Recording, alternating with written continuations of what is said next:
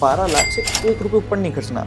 अब इसी के अंदर 1000 एडमिशन करना तो 1000 करना, 500 करना तो 500 करो, 100 करना तो 100 करो, 12 लाख से 1 ऊपर नहीं खर्चना। सारे के सारे डिस्काउंट दे रहे हैं भर भर के। हर स्कूल का स्ट्रैटेजी हो रही है कि भाई साहब डिस्काउंट देते कि यार मैं परसों तक ठीक सो रहा था, आपने एक कैलकुलेटर जब से मेरे को दिया मैं परेशान हो गया। फेसबुक और गूगल क्रिएटेड इस तरीके से हैं कि ये आपको अगर पहले दिन में सारा धंधा दे देंगे तो इनकी तो दुकान बंद हो जाएगी। ट्रंक कॉल लगा के कि शेर सिंह जी हैं, तो पहली बात तुम ये बोल क्यों रहे हो? जो हैदराबाद में स्कूल था वो आईबी स्कूल है, तो उनके साथ हमने करवाया। मेरे को नंबर निकाल के थे 20 साल में तेरे कितने बच्चे ऑक्सफोर्ड गए हैं, तुम्हें जो काम शायद 100 में हो सकता था तुम वो 2000-3000 में कर रहे हो, तो you are making your own model unsustainable. मैंने पूछा why should someone give you that chance? नहीं था जवाब, जैसे 99% लोगों के पास नहीं था। तो कहते हैं यार ये जवाब ढूंढने के लिए क्या मैं अपना स्कूल बदलूं? तो सौम्यक, जो स्कूल ओनर्स इस पॉडकास्ट को पहली बार देख रहे हैं, by the end of the day वो उनको इस पॉडकास्ट से क्या मिलने वाला है? बेसिकली अगर आप किसी भी बोर्ड का स्कूल चलाते हो या कॉलेज चलाते हो, CBSE, IB, IGCSE, state board, और आपकी फ़ीस 60,000 से लेकर 10 लाख तक के बीच में हो, तो by the end of the podcast आपको 2-3 चीज़ें क्लियर हो जाएंगी। पहली चीज़, आपको एक मेट्रिक मिलेगा नए तरीके का to gauge how profitable your venture has become. एक तरीका गेज करने का होता है कि महीने का इतना खर्चा होता है और इतने पैसे आते हैं। हमने जो मेट्रिक नया क्रिएट करा है गेज करने का, वो मेट्रिक कोई भी स्कूल अभी तक इस्तेमाल नहीं कर रहा। काफ़ी पेनफुल मेट्रिक है, हो सकता है आपको बुरा लगे। सेकंड जो चीज़ आपको मिल जाएगी वो आपको ये मिलेगी कि एक क्लियर फ्रेमवर्क मिल जाएगा आपको कि अभी आप जो कर रहे हो वो क्या सही है, क्या गलत है। स्कूल के 3 मेजर चैलेंजेस होते हैं जिसके बारे में डिस्कस करेंगे। उन चैलेंजेस में आप कहाँ एग्जैक्टली बैठे हो। And third and the most important चीज़ जो आपको मिलेगी वो मिलेगी इस पॉडकास्ट के बीच में मैं कुछ डेलीगेशंस दूंगा आपको जो आपने अपनी टीम को देनी है। कुछ क्वेश्चंस दूंगा जो आप अपनी मार्केटिंग एजेंसी, अपनी सेल्स टीम, अपनी मार्केटिंग टीम, इन सबको आप दोगे, अपनी एडमिन टीम, और उन लोगों को बोलोगे कि मेरे को इसका जवाब मंडे को चाहिए। इन शॉर्ट में आप स्कूल ओनर्स को होमवर्क दोगे आप? हाँ करेक्ट। तो सौम्यक, जो कुछ लोग फर्स्ट टाइम हमारे पॉडकास्ट को या हमारे चैनल को सब्सक्राइब करने वाले हैं, अगर मैं कहूँ कि आप अपने आप को कैसे इंट्रोड्यूस करोगे उनको, तो how do you introduce yourself? मेरा नाम सौम्यक पाठक है। मैंने अपने जीवन में तकरीबन 600 स्कूल विज़िट करें। 24 साल हो गए हमें इस इंडस्ट्री में, और 300 स्कूल ओनर्स को मैं पर्सनली जानता हूँ, एंड 100 स्कूल्स का एडमिशन मार्केटिंग कंसल्टेंट हूँ मैं। तो सौम्यक, आप 100 से ज़्यादा स्कूल को एडमिशन मार्केटिंग काउंसलिंग दे चुके हैं, 300 से ज़्यादा स्कूल ओनर्स को आप ऑलरेडी जानते हैं, और 600 से ज़्यादा स्कूल विजिट आप कर चुके हैं। तो आपको उनमें क्या मार्केटिंग का गैप नज़र आता है, क्या कॉमन गैप्स नज़र आते हैं? एक बड़ा फ़नी सा पैटर्न है जो हर स्कूल ओनर को मन में पता है कि है, बट उसके बारे वो कुछ करते नहीं है। जैसे एक इंसान को अगर कोई प्रॉब्लम हो और उस प्रॉब्लम का सोल्यूशन नहीं मिले तो बार बार एस्ट्रोलॉजर के पास भागता है। तो इन लोगों को भी पता है कि हमारी मार्केटिंग में कुछ ऑब्वियस गैप्स हैं, बट क्योंकि स्कूल एक ऐसी सेंसिटिव इंडस्ट्री है, ऑर्थोडॉक्स इंडस्ट्री है, तो उस मार्केटिंग गैप को पूरे करने का इनके पास एक ही सोल्यूशन होता है कि जी साइड वाला इतने पैसे खर्च रहा है, हम थोड़े और खर्च लेते हैं। अब ये स्टार्ट कैसे होता है? आप घर पे हो, सुबह सुबह उठे, न्यूज़पेपर आया, आपने देखा जी ये तो कॉम्पिटिटर की ऐड है, अगले दिन फिर उसकी ऐड आ गई, तीसरे दिन आपके मन में इनसिक्योरिटी आ जाती है, आप अपने बंदे को कॉल करते बोलते भाई मेरी भी 2 ऐड दे दे। या फिर आप कहीं गाड़ी में जा रहे हो, फ्लाईओवर पे गाड़ी चढ़ी, आपने कहीं होर्डिंग देखी, आपने देखा यार ये तो मेरा कॉम्पिटिटर बहुत मार्केटिंग कर रहा है, तीसरे दिन आप अपने बंदे को कॉल करके बोलते हो क्या तो 10 होर्डिंग मेरी भी लगा दे। तो कॉपी पेस्ट चल रहा है इन शॉर्ट में। कॉपी पेस्ट नहीं, एक मार्केटिंग वॉर है अजीब सी, और इसमें पैसा ही खर्च हो जाता है। तो अगर मैं समझना चाहूँ कि इसमें एक्चुअली गैप कहाँ पे है? मार्केटिंग का गैप है, एडमिशन टीम का गैप है, या जो स्कूल ओनर्स हैं उनकी थिंकिंग का गैप है? सबसे पहली प्रॉब्लम जो मैंने जब लोगों को अलाइन करा और एडमिशन मार्केटिंग चालू करी, तो एक बड़ी ऑब्वियस सी चीज़ थी कि जो स्कूल ओनर होता है इज़ अ वेल्दी गाय, उसके 2 या 3 सोर्सेज ऑफ इनकम और होते हैं, and school is like a side project for the future. कि जी अब हमारे बिजनेस में हो सकता है वो दम ना रहे, या हमें कुछ और डालना है, तो वो स्कूल चालू कर देते हैं। अब आज की डेट में 30-40 करोड़ का स्कूल बनेगा अगर आपको ढंग का स्कूल बनाना है। तो ये इंसान ऐसे भी नहीं है कि यार अगर पहले 2 साल में स्कूल नहीं चलेगा तो हम ठप पड़ जाएंगे। तो इनका स्कूल जैसा चल रहा होता है, जितना अच्छा चल पाता है, जितने सिस्टम में कर पाते उतना ये उस तरीके से उसे चलाते रहते हैं। तो मेरे को प्रॉब्लम ये है कि मेरे को उन लोगों की प्रायोरिटी चेंज करनी पड़ी कि भैया तुम अपने स्कूल को एक फैक्ट्री की तरह देखो, रादर देन तुम इसको एक संस्थान की तरह देखो जिसमें 3 महीने एडमिशन हो गया और उसके 9 महीने तुम रिलैक्स बैठे हो। तो हुआ क्या, एक सज्जन के साथ मैं हापुड़ में मैंने अपना कोर्स कंक्लूड करा, तो मैंने उनकी मैथ्स बड़ी अच्छी थी, तो मैंने पूछा सर एक बात बताओ, आपकी एक सीट की लाइफ टाइम वैल्यू क्या है? कहते यार मेरी XYZ फीस है, इंटू 12 करके उन्होंने मेरे को बता दिया, बड़ी जल्दी बताया। मैंने कहा आप एक बड़ी ऑब्वियस सी चीज़ भूल गए। तो होता क्या है, अगर एक स्कूल की लाख रुपए फीस हो, 15 साल 3 जूनियर क्लासेस और 1 to 12 लेके अगर आप उसको फीस को लगा लो तो 15 लाख के हिसाब से आपकी उसकी वैल्यू बनती है। एक बड़ी ऑब्वियस कंपाउंडिंग इंसान मिस कर जाता है, जो लीगल कंपाउंडिंग है, जो आपको सरकार अलाउ करती है कि आप अपनी फीस हर साल बढ़ा सकते हो। 10% का सरकार का परमिशन होता है। आप पर्सनली बढ़ा पाए नहीं बढ़ा पाए, that's a different problem, but अगर आप इसको 7% के हिसाब से भी लेके चलोगे तो वो 15 लाख की जो फीस है वो 25 लाख पहुंच जाती है। अच्छा, इतना बड़ा गैप? बहुत, तो कंपाउंडिंग हो जाती है। तो अपनी एडमिशन मार्केटिंग टीम को सबसे पहले चीज ये समझाना कि भाई साहब हमारी सीट की वैल्यू जो तुमने लूज कर दी वो इतनी है, और हर बार जब भी एडमिशन आता है एक पेरेंट वॉक इन करता है और वो आपको एडमिशन नहीं देके जा रहा, तो वो एडमिशन की वैल्यू 25 लाख है या 1 करोड़ है या 50 लाख है या 70 लाख रुपए। तो सबसे पहली चीज मैं इन लोगों को वो कैलकुलेट करवाता हूँ। आपको एक छोटा सा एग्जांपल देता हूँ। एक सज्जन है जिनके 45 स्कूल है, उनकी साउथ की one of the most expensive franchises है, 1 करोड़ रुपए की फ्रेंचाइज देते हैं वो। ओके। उनका एक IB स्कूल चलता है दूसरे नाम से, उस स्कूल की फीस है 4 लाख रुपए आज की। मैंने उनके साथ उनको अपना कैलकुलेटर दिया और उन्होंने उस कैलकुलेटर में डाला, उसके जो एक सीट की वैल्यू है वो तकरीबन 98 लाख के आसपास है। 98 लाख? 1 करोड़ 10 लाख या 98 लाख के आसपास ऐसे कुछ आई थी। ओके। मैंने उनसे पूछा कितनी सीट खाली है? कहता 100 के आसपास रहती है। मैंने कहा आप कितने लॉस में बैठे हुए? अब 1 करोड़ इंटू 100 करोड़ आने वाले 15 सालों के अंदर। आने वाले 15 सालों के अंदर। तो होता क्या है, अगर मेरी फैक्ट्री आज की डेट में खाली पड़ी होगी तो मेरे पिताजी पता है आके कैसे परेशान हो जाते हैं, हम लोग कैसे परेशान हो जाते हैं, वर्कर खाली बैठे हैं। खाली सीट का इनको दर्द उस तरीके से नहीं होता, तो सबसे पहली चीज हम वो दर्द क्रिएट करते हैं। तो ओनर की जैसी प्रायोरिटी चेंज होती है, they start getting involve into this business as well. सबसे पहले इशू मैं ये सॉल्व करता हूँ। तो अगर आप चाहो तो ये कैलकुलेटर, आप नीचे लिंक में जाओगे, आपको एक लिंक मिलेगा, वो लैंडिंग पेज का लिंक है, वहां पे ये सारे कैलकुलेटर्स अवेलेबल हैं। एक है कॉस्ट कैलकुलेटर, एक है ROI कैलकुलेटर, कि आपने स्कूल की लैंड कितने के लिए, बिल्डिंग कितने के लिए हो, तो उसके ऊपर खर्चा कितना हो, आपकी ROI कब तक आएगी, करंट ROI आपकी क्या है, करंट लॉस आपका क्या है, उसके अंदर ये काफी सारी चीजें मेंशन है। उससे मुझे लगता है स्कूल ओनर्स को ये भी बेनिफिट मिल जाएगा कि जब वो इसकी तरफ ध्यान नहीं दे रहे तो उनका ध्यान ना देने का लॉस कितना बड़ा है आने वाले टाइम पर। उनकी प्रायोरिटी एकदम से चेंज होती है। सबसे पहला इशू मेरे को यह है क्योंकि मेरा कस्टमर गरीब नहीं है, मेरा कस्टमर बलवान है, तो उनकी प्रायोरिटी चेंज करने में मेरे को थोड़ा सा टाइम लगता है। This calculator helps me do that. तो जो बंदे ने कैलकुलेशन करी थी उन्होंने स्माइल करते हुए बोला कि यार मैंने आज तक कभी भी इस तरीके से कैलकुलेशन नहीं करी। एक सज्जन का तो रात को 9 साढ़े 9 बजे कॉल आया था कि यार आप, मैं परसों तक ठीक सो रहा था, आपने एक कैलकुलेटर जब से मेरे को दिया मैं परेशान हो गया हूँ। मैं जिंदगी में तबाही ला दी उसकी। करेक्ट। सो नहीं पाया बेचारा। करेक्ट। तो सौम्यक, अब लॉस तो समझ में आ ही गया है कि एक एडमिशन का ना होना कितना बड़ा लॉस हो सकता है।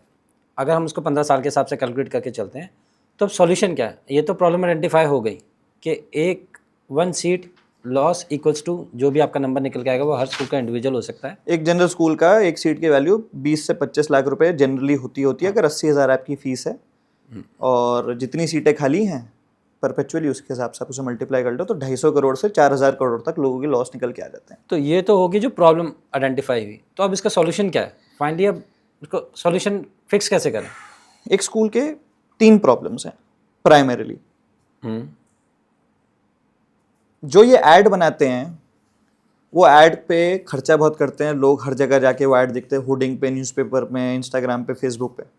बट अगर कोई ऐड देखने के बाद ऐसे स्क्रॉल कर दे या वो ऐड किसी को पिंच ना करे और उसके बाद वो इंक्वायरी ना दे, तो that ad is as good as useless. तो सबसे पहली प्रॉब्लम इनकी यहाँ पे आती है। दूसरी प्रॉब्लम आ जाती है कि ये लोग, मैंने स्कूल्स का अगर आप मेरे को टेंटेटिव मार्केटिंग बजट पूछोगे तो ये 20 लाख से 1 करोड़ रुपए तक बड़ी आसानी से खर्च लेते हैं हर साल। 20 लाख से 1 करोड़ रुपए 1 तक। करोड़ रुपए तक। और इनके पास ज़्यादा से ज़्यादा 1000 इंक्वायरी जनरेट हो पाती हैं। ज़्यादा 400-500 एडमिशन भी नहीं कर पा रहे। 1 करोड़ खर्चने वाले की बात भी कर रहा हूँ मैं आपको। जो मेरे पास अभी लेटेस्ट फिगर है वो एक सज्जन ने पिछले साल बैंगलोर में 1 करोड़ रुपए खर्चे और उनके 3 स्कूल में तकरीबन 400 एडमिशन हुए। तो आपने अपने स्टूडेंट्स का 2 या 3 साल का प्रॉफिट वैसे ही खत्म कर दिया। हाँ, उसने कमाया क्या, उसमें तो लगा ही है, एक्विजिशन कॉस्ट खत्म हो जाती है उसमें आपकी। दूसरी प्रॉब्लम हो जाती है कि सपोज किसी भले आदमी ने आपकी वेबसाइट पे, आपकी फेसबुक पे, आपकी होर्डिंग देख के आपको इंक्वायरी डाल भी दी, तो आप उसको क्या ऐसा बोलोगे कि वो अपने जीवन के सारे काम छोड़ के बोलेगा जी मैं आपके पास विजिट करने आ रहा हूं।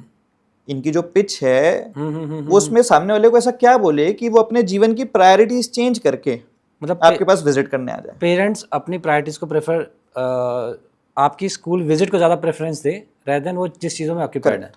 तो इसके बारे में टुवर्ड्स द एंड बात करूंगा।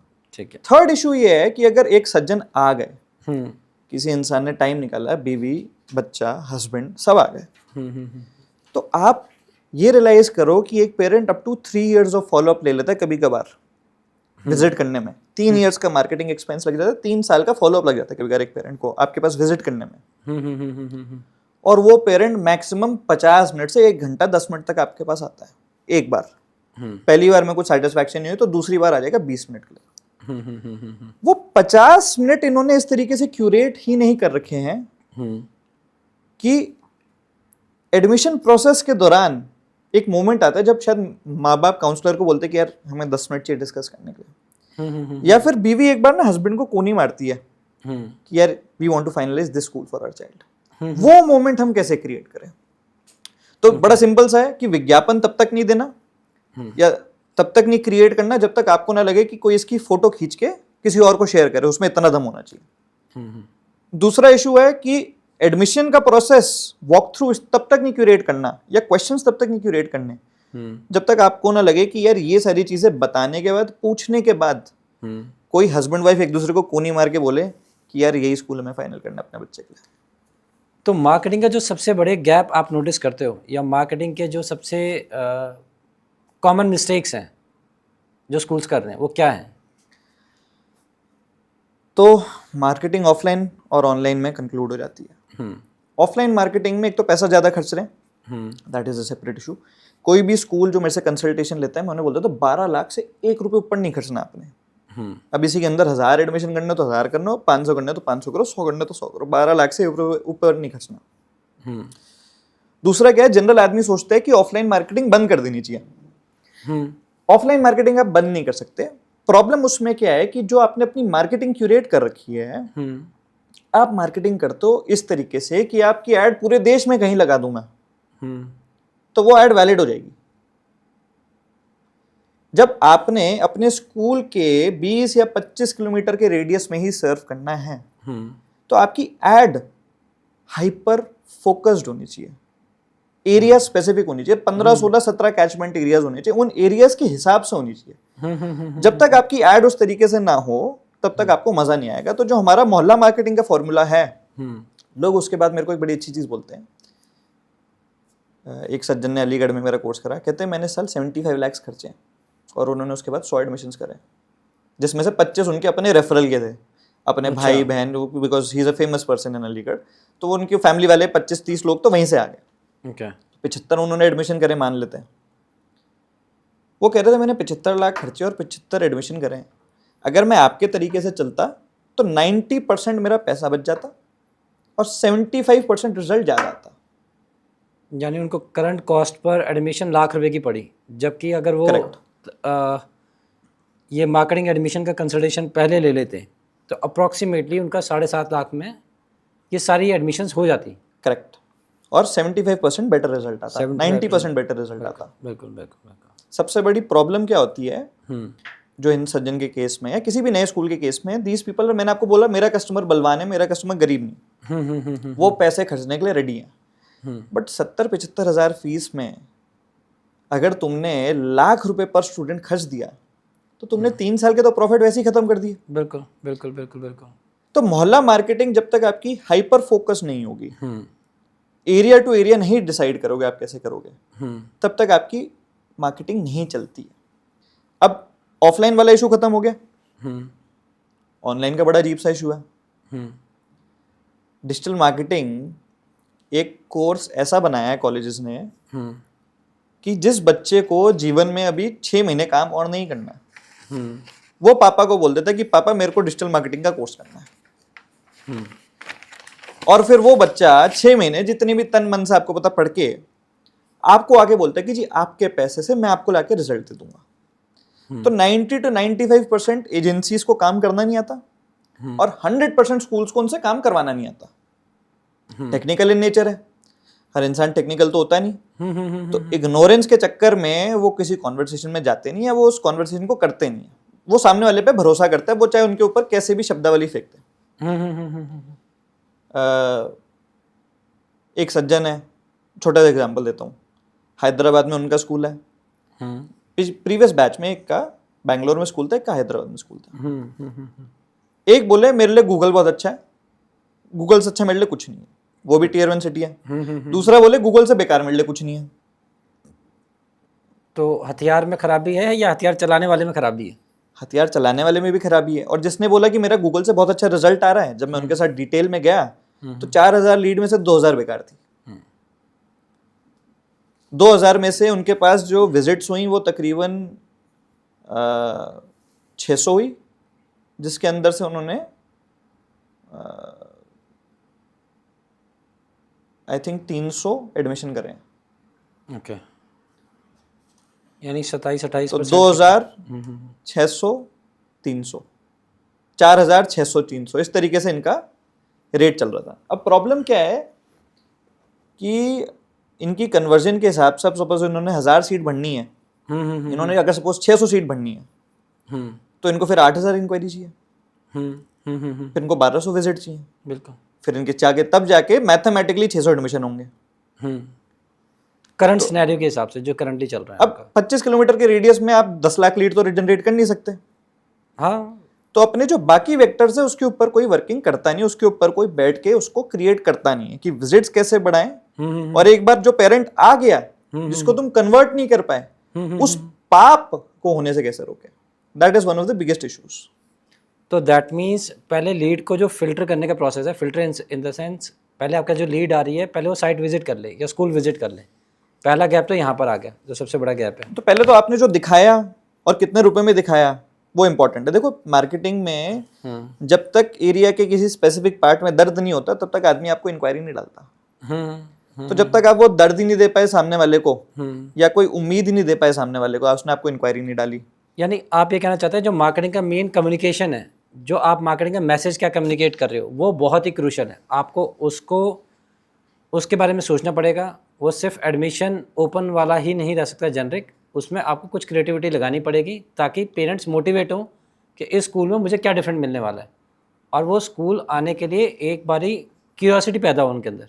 हाँ, तो क्या है कि जो आप बोल रहे हो टेक्निकली बड़ी अच्छी सुंदर अच्छी बातें लगती हैं, और इसको मैं क्यूट बोलते हैं, क्यूट बातें जो मार्केटिंग एजेंसीज बंदों के साथ करती हैं। बट हमारे को स्पेसिफिक सी बात करनी है कि क्या आप बंदे को ऐसा कुछ दिखा रहे हो जिसको देखने के बाद बोले कि यार यहाँ पे इंक्वायरी डालनी बड़ी जरूरी है।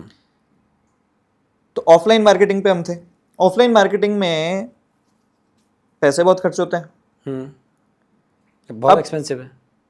स्कूल्स को एक बेसिक सी साइंस में अपने कोर्स में देता हूँ, जिस साइंस को बोलते हैं 2K1W, 2000 रुपये एक हफ्ता।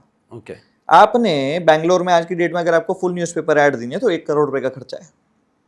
ओके, 1 करोड़, 1 करोड़ तक का खर्चा है। अच्छा, वो एड को देने से पहले there is a method that you can try out 10 different ads in the budget of 2000 rupees for 1 week. और वो एड को आप अलग अलग 10 एड्स को टेस्ट करके आप उस एड को लाइव कर सकते हो। ओके। अब कोई इंसान 1 करोड़ रुपए खर्चने वाला है तो उससे पहले अगर टेस्टिंग नहीं करेगा तो काम कैसे चलेगा? Amazon वालों ने इतनी टेस्टिंग करी थी अपनी वेबसाइट बनाने से पहले, उसे ए बी टेस्टिंग बोलते हैं कि जी बाय नाउ है वो कितना लिखा होना बड़ा लिखा होना चाहिए, जो अमाउंट है वो कितना बड़ा होना चाहिए, जो प्रोडक्ट की इमेज है वो कितनी बड़ी होनी चाहिए, किस कलर में होना चाहिए, किस कलर में होना चाहिए, कैसे होना चाहिए। तो स्कूल्स को सबसे पहली चीज मैं बोलता हूँ कि पहली बात तो ये सब करो मत, ऑफलाइन मार्केटिंग मेरे तरीके से करो, 12 लाख से ऊपर हमने नहीं जाना। अगर कर भी रहे हो तो सबसे पहली चीज अपनी ऑफलाइन मार्केटिंग को, ऐड को टेस्ट तो कर लो कि इसको देख के किसी के दिल में कुछ हो भी रहा है। हाँ, मतलब मार्केटिंग का मैसेज तो क्लियर है कि नहीं है, या कम्युनिकेट हम जो कम्युनिकेट करना चाहते हैं वो हो भी रहा है कि नहीं हो रहा है। इसको देख के कोई हमें इंक्वायरी डालेगा कि नहीं डालेगा? बिल्कुल, बहुत सिंपल सी बात है। तो सौम्यक, ऑनलाइन मार्केटिंग की जो सबसे कोर स्ट्रेंथ है तुम्हारे अकॉर्डिंगली वो क्या है? देखो, ऑनलाइन में एक सबसे अच्छी चीज़ क्या है कि आप अपने चमन्नी तक को ट्रैक कर सकते हो। सबसे पहली चीज़ कि जो आपने पैसा खर्चा उसमें आपको क्या मिलेगा। ऑफलाइन में मेरा एक सजेशन है, कोई भी आप में से न्यूज़पेपर ऐड या होर्डिंग लगाता हो ना, उसमें एक फ़ोन नंबर यूनिक डाल देना, जो फ़ोन नंबर आपके कहीं पे भी ना हो। बस जो एक करोड़ रुपया खर्चने वाला है, कम से कम एक नया नंबर ले ले, एक और नंबर उसको ट्रैक करके देख ले, और उस पे ऐड पे वो अपना नंबर अलग डाल दे और देख ले कि जी मेरे को 6 महीने में कितनी कॉल आई। बिल्कुल, पॉइंट नंबर 1 हो गया। अब लेट्स गो टू ऑनलाइन।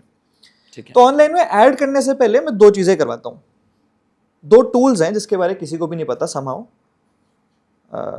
जब मैंने जिसकी हैदराबाद में फ्रेंचाइजी है उसको टूल के बारे में बताया तो उसने कहा मैं जब भी कोई नई फ्रेंचाइजी खोलूंगा तो ये 2 एक्टिविटीज़ तो मैंडेटरी हैं ही हैं। इस टूल को आपको यूज़ करके 3-4 चीज़ें क्लियर हो जाएंगी। एक तो जहाँ पे मैं स्कूल खोलने वाला हूँ वहाँ पे कोई स्कूल ढूंढ रहा है, वहाँ पे कितने लोग स्कूल ढूंढ रहे हैं, वहाँ पे उस एज ग्रुप के कितने पेरेंट्स रहते हैं जिनका 3 साल का, 4 साल का, 10 साल का बच्चा होगा, उतने पेरेंट्स कितने रहते हैं जिनके 10-12 साल के बच्चे होंगे। ये गोल्ड इंफॉर्मेशन है। बिल्कुल, क्योंकि अगर कोई 30-40 करोड़ का स्कूल खोलने जा रहा है, करेक्ट, और स्कूल खोलने के बाद पता चलता है यहाँ वो पेरेंट्स ही नहीं है जो जिस पेरेंट्स को वो टारगेट करना चाहता है, करेक्ट, या उस फीस स्ट्रक्चर के पेरेंट्स नहीं रहते, करेक्ट, तो उसका तो सारा पैसा और सारी इन्वेस्टमेंट बर्बाद हो जाएगी। करेक्ट। तो ये 2 ट्रैकर्स हैं। अपने स्टाफ को बोलिए, आपकी डेलीगेशन नंबर 2 हो गई, कीवर्ड प्लानर पे जाएं, अपने एरिया पे जाएं और 3 चीजें चेक करें। लोग अपने आसपास स्कूल कितना ढूंढ रहे हैं, आपके कॉम्पिटिटर को कितना सर्च कर रहे हैं ये भी बदल जाएगा, आपको कितना सर्च कर रहे हैं ये भी बदल जाएगा। ओके, तो अगर आपके कॉम्पिटिटर्स को सर्च कर रहे हैं तो उससे ये समझ आ जाएगा कि जी हमारे रेडियस में इतने लोग इन लोगों को सर्च कर रहे हैं। और कॉम्पिटिटर से आप आई थिंक फीस स्ट्रक्चर का भी एक आइडिया ले सकते हो बिना स्कूल खोले। ऐसा है जी, सस्ता वाला महंगे में आ जाता है, महंगा वाला सस्ते में थोड़ा कम जाता है। और जो आप फीस स्ट्रक्चर वाला बोल रहे हो उसके भी करेक्ट आपको क्लैरिटी मिल जाएगी। जनरली स्कूल्स अपनी फीस मैनेज कर लेते हैं, it is not a problem of fees. सबसे बड़ा पैंडेमिक जो स्कूल्स में हो रखा है वो ये हो रखा है, सारे के सारे डिस्काउंट दे रहे हैं भर भर के। हर स्कूल का स्ट्रैटेजी हो रही है कि भाई साहब डिस्काउंट दे दो, कट थ्रोट कंपटीशन आ गया, दैट मीन्स। करेक्ट। तो डिस्काउंट से सब इरिटेटेड है, एंड स्कूल्स एक ऐसी साइंस है जहाँ पे डिस्काउंट का कोई काम नहीं है। ओके, किस बात का डिस्काउंट? बिल्कुल, आप सामने वाले को जब वो आपके पास विजिट कर रहा है आप उसकी ईगो सेटिस्फाई नहीं कर पा रहे पेरेंट की, इसलिए आपको उसे डिस्काउंट देना पड़ रहा है। या फिर आप उस 50 मिनट में वैल्यू क्रिएट नहीं कर पा रहे, इसलिए आपको डिस्काउंट देना पड़ रहा है।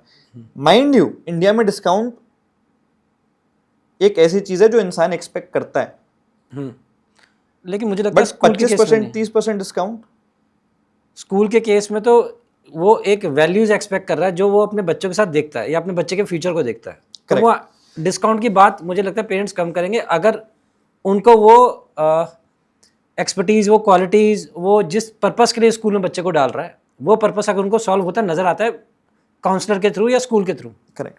तो ऑनलाइन में मैंने आपको बताया कि 3 चीजें क्लियर हो जाएंगी। एक तो आपके आसपास कौन रहता है, एक आपके कॉम्पिटिटर को कितना सर्च कर रहा है कोई, एक जनरल पब्लिक स्कूल कितना ढूंढ रही है यहाँ पे, ओके, कि schools near me, CBSE schools near me, good schools near me, लोग स्कूल कितना ढूंढ रहे हैं, और तीसरा आपको अपनी स्कूल की लोकेशन लगानी का चाहिए।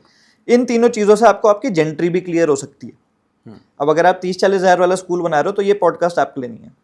मैंने तभी बोला था 75,000 60,000 से ऊपर वाले और 10 लाख तक वालों के लिए ये पॉडकास्ट है। बेसिकली वो एक एनालिटिकल डिसीजन लेगा रादर देन एक इमोशनल डिसीजन। अब इंसान ने सपोज एक स्कूल की टिपिकल ऑनलाइन जर्नी क्या होती है, वो अपने किसी भाई बहन भतीजे को बोल देते हैं या किसी एजेंसी को बोल देते हैं कि हमारा डिजिटल मार्केटिंग का फेसबुक पर अकाउंट खोल दो, और किसी एजेंसी को हायर कर लेते बोल देते हैं हमारा वेबसाइट बना दो और हमारी गूगल पे एड्स चालू कर दो। तो फेसबुक और गूगल क्रिएटेड इस तरीके से हैं कि ये आपको अगर पहले दिन में सारा धंधा दे देंगे तो इनकी तो दुकान बंद हो जाएगी। दूसरी प्रॉब्लम क्या है कि अगर इन्होंने आपसे सारे ही टूल्स आपको ऐसे दे दिए जिससे हर बार आपका प्रोग्रेस क्रिएट होगा तो eventually you will stop using them. तो 90% स्कूल्स जो हैं वो ऑनलाइन में फेसबुक में जाके follow page, boost page, like post, ये सारी चीज़ों पे पैसे खर्चते रहते हैं जिससे एक चमन्नी रुपए का फायदा नहीं होता। गूगल पे लोग अपनी वेबसाइट बना देते हैं, उसी पे मार्केटिंग करते हैं, कीवर्ड्स पता नहीं क्या सिलेक्ट करते हैं, क्वालिटी स्कोर सारी वेबसाइट्स का डाउन होता है और जिसके चक्कर में इनके पैसे बहुत बर्न होते हैं। तो फेसबुक के there are 3 features called custom audience feature, look alike feature and pin marketing. इन तीनों फीचर से तो ये लोग बहुत दूर रहते हैं। ये फीचर्स ऐसे हैं कि आप किसी स्पेसिफिक बंदे को या उसके जैसे किसी स्पेसिफिक बंदे को किसी लोकेशन में एक स्पेसिफिक ऐड दिखाना चाहते हो तो आप कर सकते हो। फॉर एग्जाम्पल, मैं अगर कल को चाहूँ नरेंद्र मोदी को अपनी ऐड दिखाना तो मैं दिखा सकता हूँ। That is point number 1। Okay. Google में भी एक कस्टम ऑडियंस का सेम फीचर आता है जिसको आप उस तरीके से यूज कर सकते हो। गूगल में प्रॉब्लम क्या हो जाती है कि एक तो सबसे पहली चीज आपकी जो थर्ड डेलीगेशन है वो है कि अपने वेबसाइट वाले को बोलो कि जी मेरे वेबसाइट पे गूगल एनालिटिक्स लगा देगा। ठीक है, उससे अगर नहीं है तो आपको ये क्लियर हो जाएगा उससे। वो बहुत ही बढ़िया टूल है। आपकी वेबसाइट पे कितने लोग आए, कितने लोग यूनिक आए, कितने लोगों ने रिपीट करा, कौन सी पेज पर कितनी देर तक थे, किस पेज पे उन्होंने एग्जिट करा, तो आपको ट्रेजेक्टरी ऑफ अ क्लाइंट समझ आ जाएगी। बड़े सारे लोग जो गूगल एनालिटिक्स लगा के बैठे होते हैं, जब मैं उनसे पूछता हूँ कि जी आपके पास लगा हुआ है तो बड़ी खुशी खुशी बताते हैं हाँ जी लगा हुआ है। फिर मैं पूछता हूँ जी पिछले साल कितने बंदे आए, तो कहता है सर 30,000 बंदे आए। फिर मैं पूछता हूँ जी आपकी वेबसाइट पे 30,000 बंदे आए, इंक्वायरी कितनी है, कहता 100। तो उसको देख के उनको क्या समझ में आता है अगर वो इस तरह का डेटा देखते तो वो डेटा देखते हैं और इग्नोर कर देते हैं क्योंकि उसके बारे में सोचते नहीं है। बट आपको स्पेसिफिक तरीके से बोलूँ तो आप इस तरीके से सोचो कि जी आपने एक दुकान खोली, उसमें 30,000 बंदे आए और 100 ही बंदे आपके सेल्स वालों से इंटरेक्ट करके गए, तो 30,000 बंदे बाकी आपके पास चले गए। तो दैट मीन स्कूल ओनर्स को ये सोचना चाहिए कि मेरी दुकान खराब है या जिस तरीके से मैंने या जो बंदा दुकान में लोगो लेके आ रहा है या वो खराब है। तो क्या चीज़ खराब है उसमें एक्चुअली? तो प्रॉब्लम कहीं से भी हो सकती है, बट जो इनहेरेंटली इनकी गूगल की स्ट्रैटेजी होती है उसमें there is a concept called landing page. अब आप उसको लैंडिंग पेज बोल लो, वेबसाइट बोल लो, essentially it is all the same.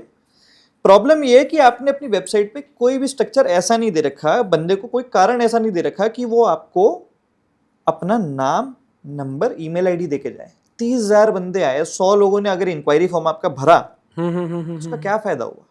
You have to give us, this is a concept called call to action.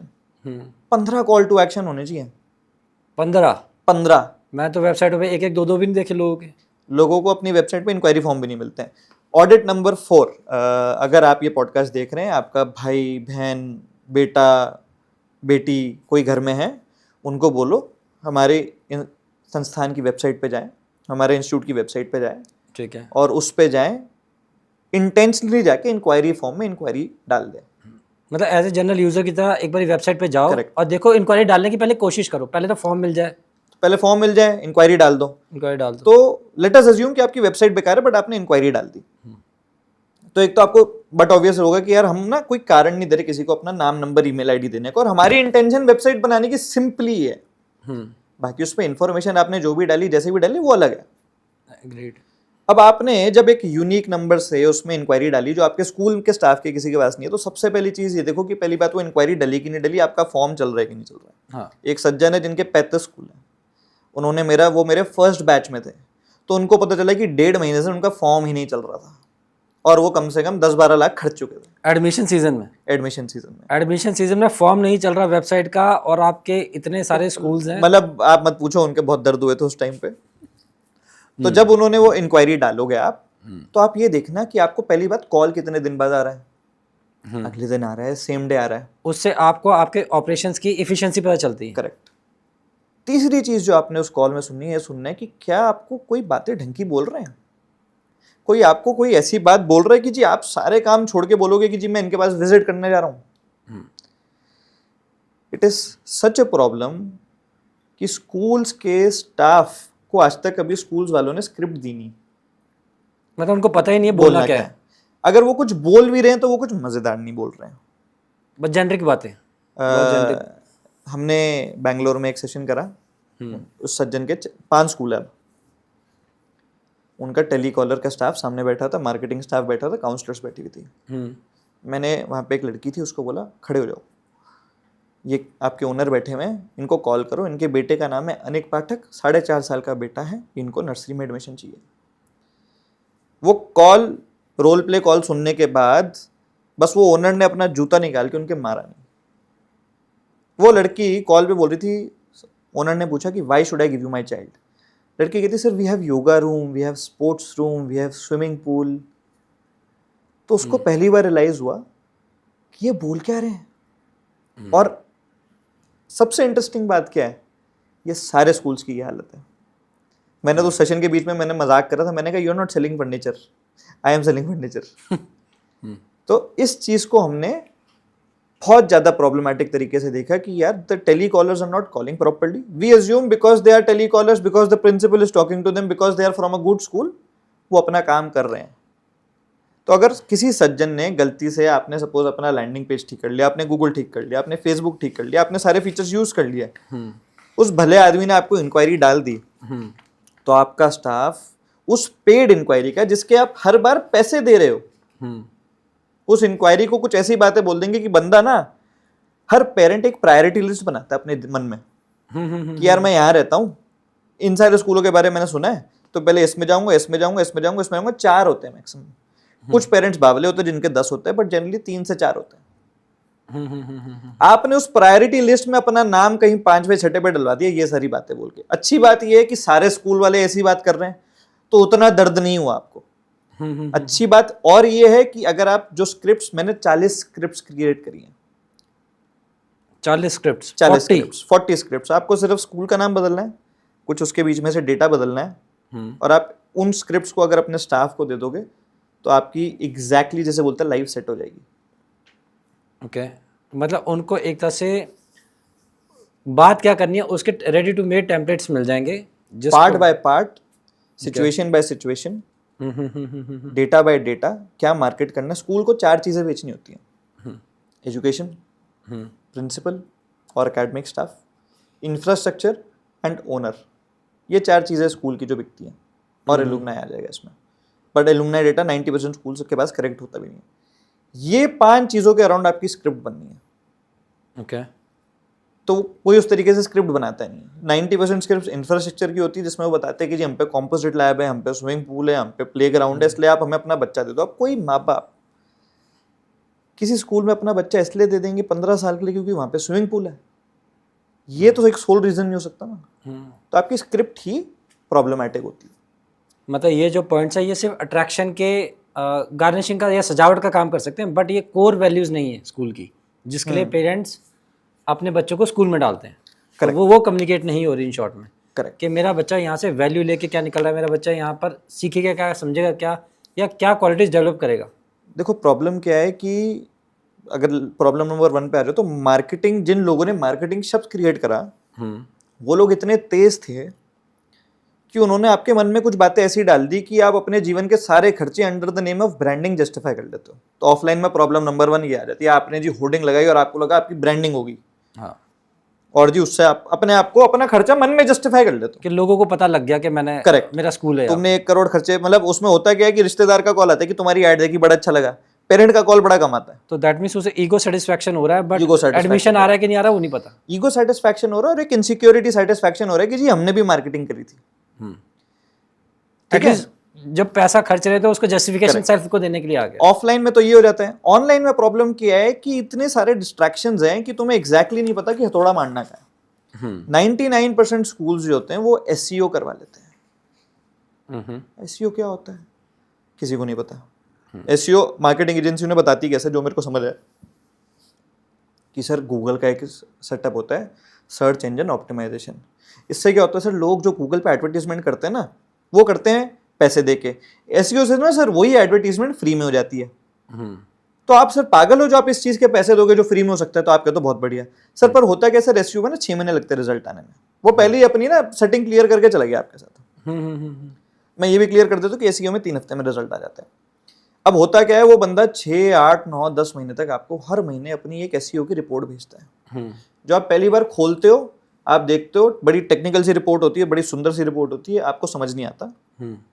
अगर आप थोड़े बॉदर्ड हो तो आप उसको बंदे को कॉल करके पूछोगे, वो आपको 4-6 चीज़ें ऐसी बताएगा जिससे फिर आपको कोई बहुत ज़्यादा समझ नहीं आएगा, आप हाँ हाँ कर दोगे कि सर आपकी रैंकिंग आ रही है, सर आपका इस ट्रैफिक कीवर्ड पे आ रहा है, देखो सर ये विजिट आया, ये ट्रैफिक आया, या ऐसे ऐसे करके कुछ बात कर देता है। अगले 9, 10, 11 महीने तक वो आपको एसईओ की रिपोर्ट भेजता रहता है। एक 15,000 से 25,000 या 30,000 तक आपको एसईओ का बिल भेजता रहता है, जो आप पे करते रहते हो।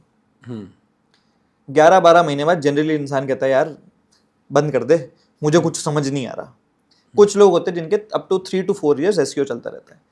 मेरे कोर्स का एसईओ बहुत बड़ा पार्ट है, बट जब तक तुम्हें पता ही नहीं कि एसईओ किस एरिया में कराना है, किस कीवर्ड पे कराना है, किस टेंजेंट पे कराना है, तब तक तुम एसईओ किसी भी चीज पे करवा लोगे, उसका कोई बेनिफिट ही नहीं है। एसईओ एजेंसीज टिपिकली एसईओ करती ही उन्हीं कीवर्ड्स पे जिसपे उसके लिए रैंकिंग लाना आसान है।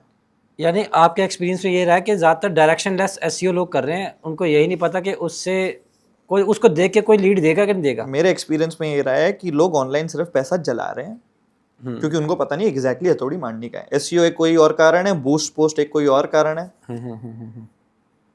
तो इन कारणों से बचना बहुत जरूरी है। अब एक आपको छोटा सा एग्जांपल देता हूं।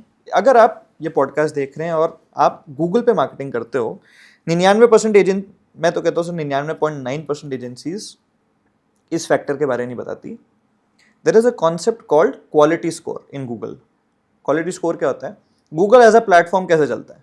अगर आप गूगल पे आए, आपने कुछ सर्च करा, वो सर्च करने के बाद आपको पसंद नहीं आया, तो आप अगली बार गूगल पे आना बंद कर दोगे।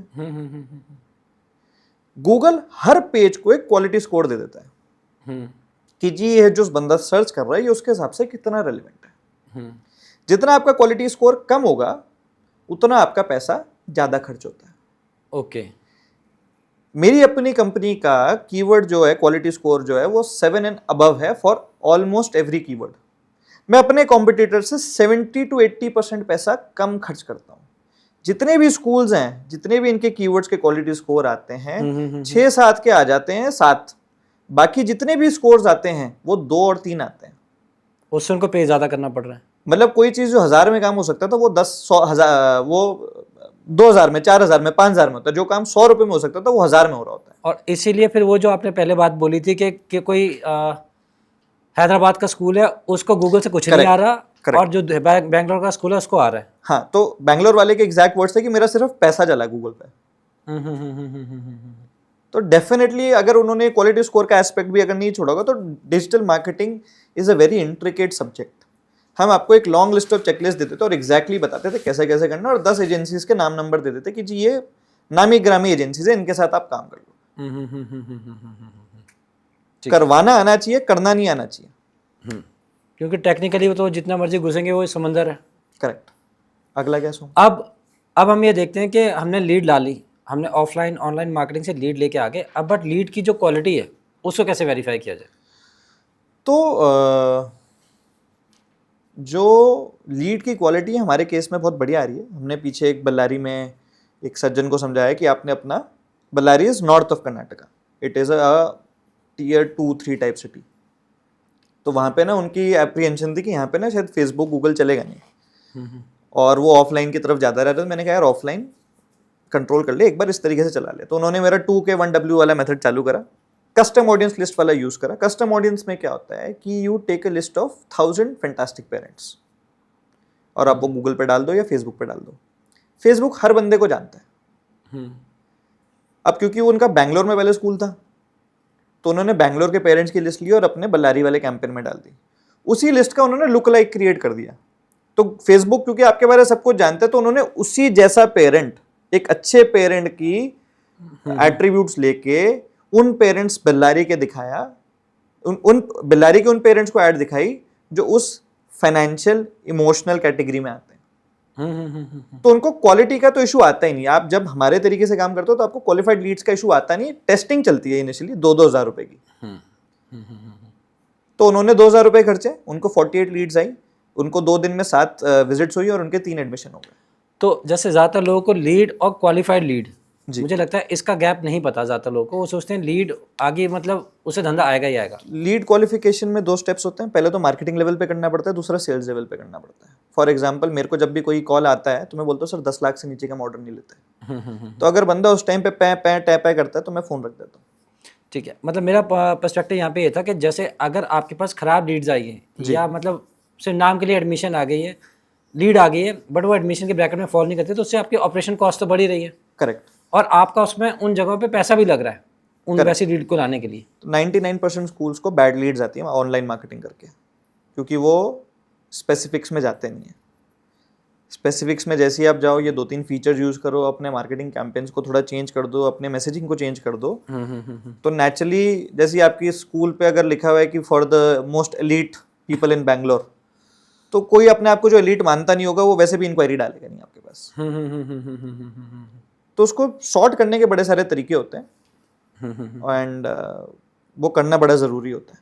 ठीक है, तो मतलब आपने लीड क्वालिफिकेशन के फॉर्मेट्स भी ऑलरेडी बनाए हुए हैं जिससे आप जो स्कूल ओनर से उनको बताते हैं कि लीड को फिल्टर कैसे करना है या क्वालिफाइड लीड कैसे। क्वालिफाइड लीड ही लाते हैं, हम नहीं लाते, हम आपको तरीका बताते हैं क्वालिफाइड लीड ही कैसे लेके आनी है। ठीक है, बैड लीड का तो कॉन्सेप्ट ही नहीं। मार्केटिंग तो चलो समय कब सेट हो गई, लीड भी आ रही है, अब नेक्स्ट स्टेप क्या है? तो किसी भले आदमी ने आपको इंक्वायरी डाली, आज के ज़माने में किसी ने आपको अपना नाम, नंबर, ईमेल आईडी दिया, अब उस बंदे को आप कॉल करने वाले हो।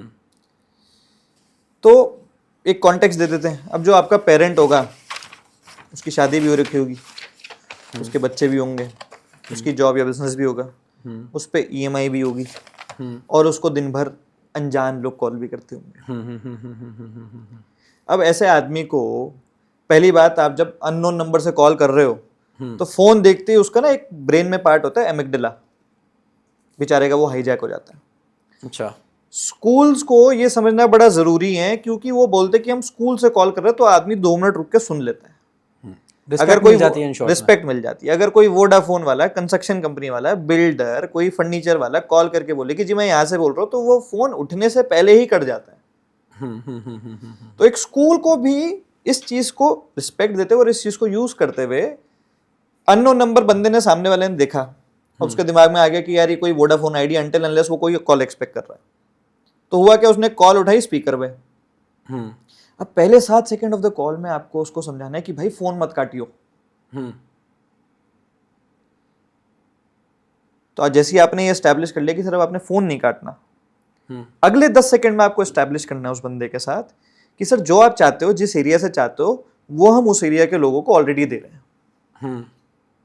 ट्रस्ट बिल्ड करना इन शॉर्ट में, कि सोशल प्रूफ कि जो आप चाहते हो, जिस एरिया से आप चाहते हो, उस एरिया के लोगों को हम ऑलरेडी वो दे रहे हैं। पार्ट नंबर 3 जो बहुत इंपॉर्टेंट है, मैं कह रहा हूँ फर्स्ट 2 चीजें स्कूल वाले एक बार को फिर भी कर लेते हैं, उनको उस वाले का इतना स्ट्रेस नहीं है। पार्ट नंबर 3 आपको उसको ये समझाना है कि भाई why I am the school that you must put on top of your priority list to visit.